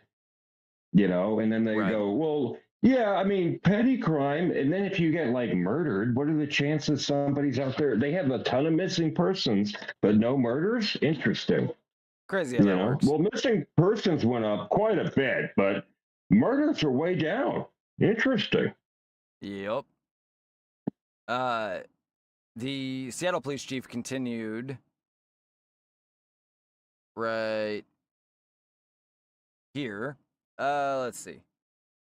The city of Seattle is a welcoming city, and my officers will continue to abide by all laws and regulations that prohibit our participation in immigration enforcement.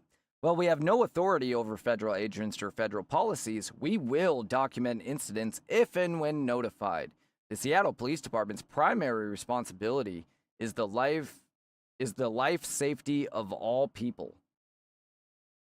God, they should fire him. Wait, if that's the same guy that said you're getting these people killed? No. One was the head of the police officers guild, and one was the actual Seattle police chief. But that's what I said. They replaced the police chief in Seattle with Yes Man a long time ago. That was during Chad's job, actually, because he refused to abandon the police station, so they replaced him. Wilson spoke to the controversial nature of the Trump administration's efforts to enforce federal immigration law, including what critics call aggressive tactics, alleged civil rights abuses, and separation of families. So many of us are shocked and heartbroken by the news out of Minneapolis and share a growing concern that our city, too, could come under attack by the federal government, Wilson said in the news release.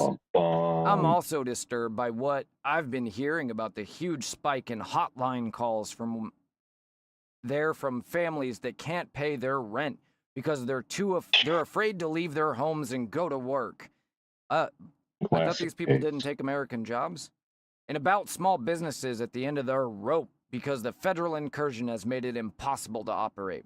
The federal government is causing profound long-term harm to so many communities. No, pretty much just to the illegal immigrant communities.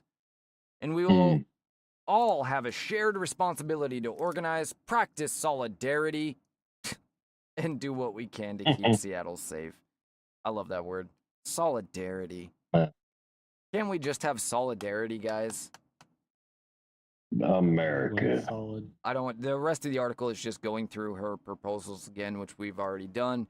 But check out this headline. This might be one of the best headlines I think I've read in a long time. It's from New York Post. The New York City homeless freeze to death in the icy grip of Mondami's warmth of collectivism. Brace yourself. This is the editors of New York Post urging Mayor Zoran Mondami to live up to his inaugural vow to, quote, replace the frigidity of rugged individualism with the warmth of collectivism. Specifically, when it Yeah, comes good to the luck. homeless, he's decided to let freeze to death. Last week, What? last weekend saw at least 10 New Yorkers die in the cold, and temps remain glacial now. Just to point out, people tend to freeze to death because they've taken a ton of opiates, also known as fentanyl, primarily. And Listen fentanyl to slows your heart down. And when your You're heart a slows freaking down, your blood druggist, doesn't dude. flow. You're 100% a druggist. Once, twice, 3 times a druggist, dude. I don't do fentanyl. They literally can't. They're born with it, dude. They're born with that condition. They're born with an addiction. They're born Get with it. born with fentanyl. They're born addicted to fentanyl, and fentanyl, as we know, we all pass that stage in life where we have to face down the fentanyl. They can't do it, right? It's like having a peanut allergy. You just have your fingers crossed that you're never gonna get that peanut, you know? They say the mayor is sticking by his order to cops and other city workers to leave encampments alone last weekend and not force the homeless to come in out of the deadly cold. The idea is that the city should respect the autonomy of these highly dysfunctional individuals, which sure sounds like an obsessive care for rugged individualism to us. That he himself called that frigidity is all the more damning. Why is the newly prominent Democratic Socialist leader embracing a cold, laissez-faire attitude out of a Charles Dickens novel? The most his office will do to get people into the collectivist warmth of a homeless shelter is redouble outreach efforts. You can never go. This is the purity testing, dude. You can never go far left enough. So even if he comes out with, like, he starts beheading capitalists in the street, and they're like, he didn't behead enough capitalists. Look, the spot outside my apartment is not running red with capitalist blood. You are not doing enough, sir. So, and then everyone goes, I think you're wrong. This guy, he's putting them to the. I think you're they wrong. Always have to do the purity test thing. I think you're wrong on this one. I know you do. But what do you think I'm wrong about? Let me finish the article real quick, and then I'll tell you why I think you're wrong. Just on this one. I mean, the purity test thing is obvious, but I think you're wrong on this one. Outreach is a magic word in Blue City social service circles because the alternative, compulsory shelter, is mysteriously a big no-no. I can't tell if you're being sarcastic or not. I'm just reading the article. Even when a homeless person is clearly mentally ill, the ethic among provider class is to make contact, extend the offer of help, and retreat. Under Mayor Eric Adams, the city had a policy of involuntary removal of homeless people with severe mental illness. But Mondami rejects that approach because it doesn't yet lead to, quote, permanent supportive housing. Well, involuntary elementary school doesn't always lead to an Ivy League degree either, but it's a good first step. Nor is it remotely humane or compassionate to leave people to freeze to death just so you can push some transformative change that might benefit others. Even the designation of a Code Blue, which means it's cold enough to override normal shelter admission policies, isn't enough to let the city force people to come inside. Unless they're found to be in a state approaching death, but if they've gone hiding after the outreach crew has stopped by, they probably won't get found in time. It's bizarre. Progressives are completely down with meddling maximally in people's lives most of the time, taxing us, regulating us, telling us how to tip on food delivery and where to dispose of our vegetable peels. But they become fiercely libertarian when it comes to letting mentally ill people refuse to come out of the cold. Quote, the law in its majestic equality, snarked Nobel Prize winner Anatole France, forbids rich and poor alike to sleep under bridges. Mondami's... I can only take so much more of this leftist. Holy crap. Mondami's corollary is that the law permits rich and poor to sleep outside in the cold.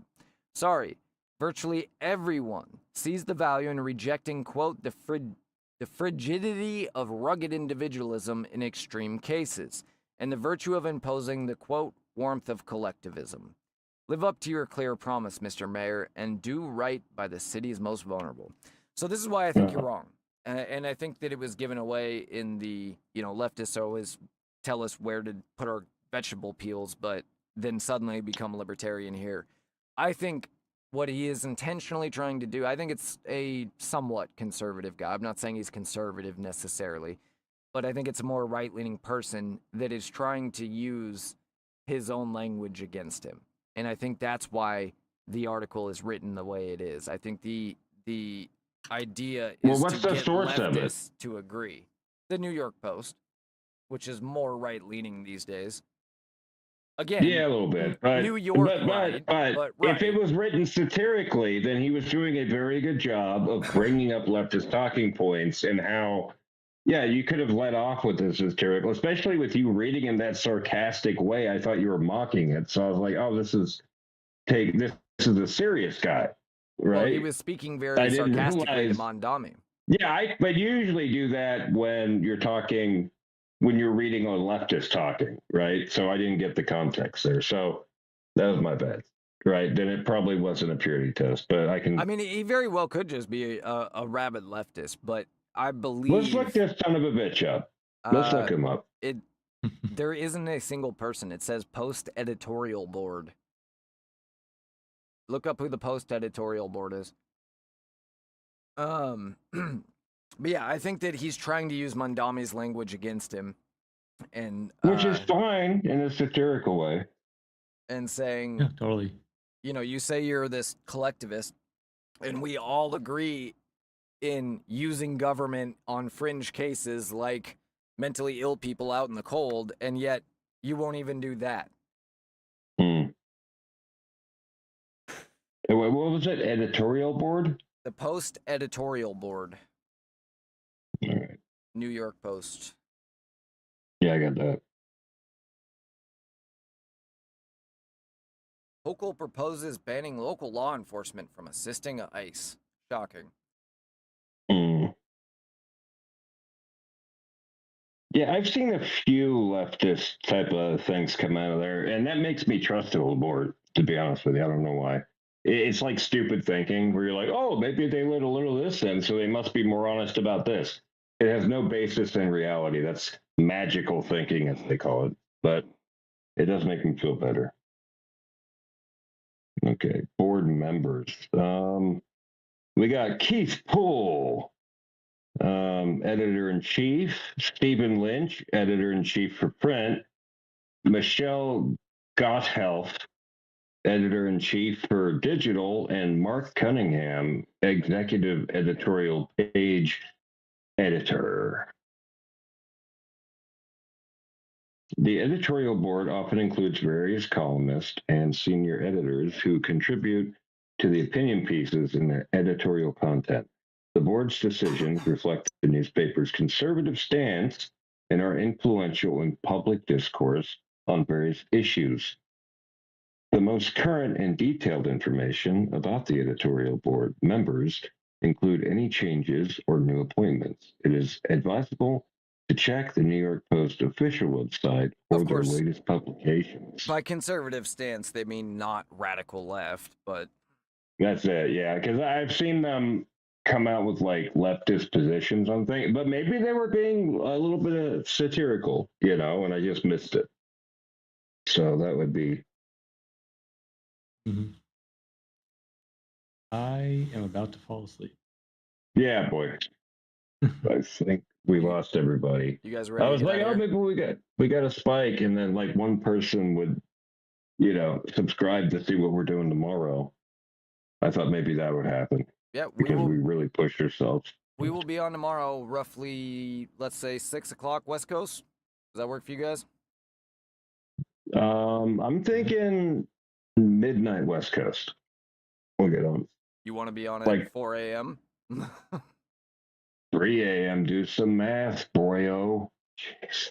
Right, Austin? So we're going live again in an hour? That's it. I'll see you guys in a few. Get some rest.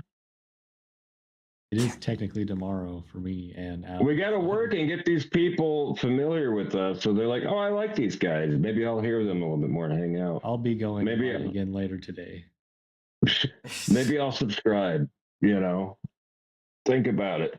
Either way, All we'll be right. on sometime in the early evening West Coast tomorrow, later evening if you're on the East Coast. Yeah.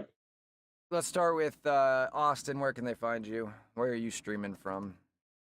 MillerTalk.substack.com, MillerTalk_pod on X and Threads, and I'm streaming to Rumble, Twitch, suspended on TikTok again. So All of us X and contributed. Substack.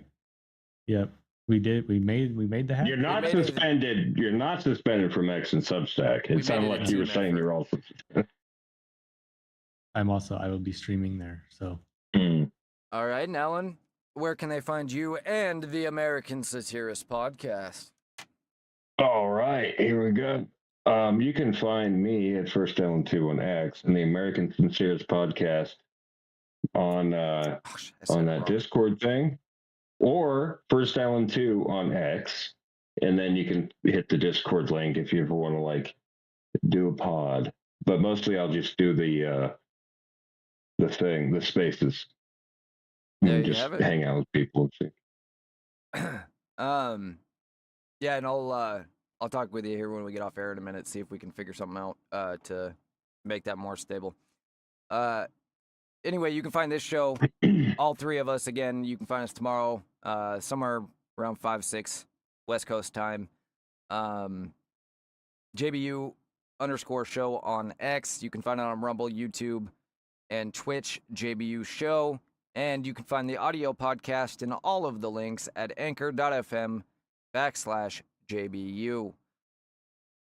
With that, Alan is going to take us out with a prayer. All right. Our Father, who art in heaven, hallowed be thy name. Thy kingdom come, thy will be done, on earth as it is in heaven. Give us this day our daily bread, and forgive us our trespasses, as we forgive those who trespass against us.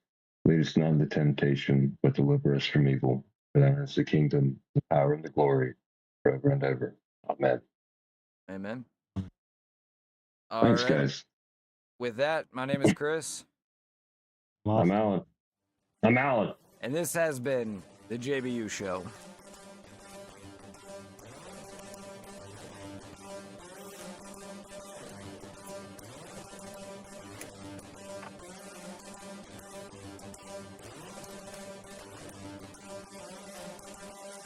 Bye. Wait, I can want to be a little bit louder. Yeah. This is only between us. This is just between us. This is between us. You get off. Perfect.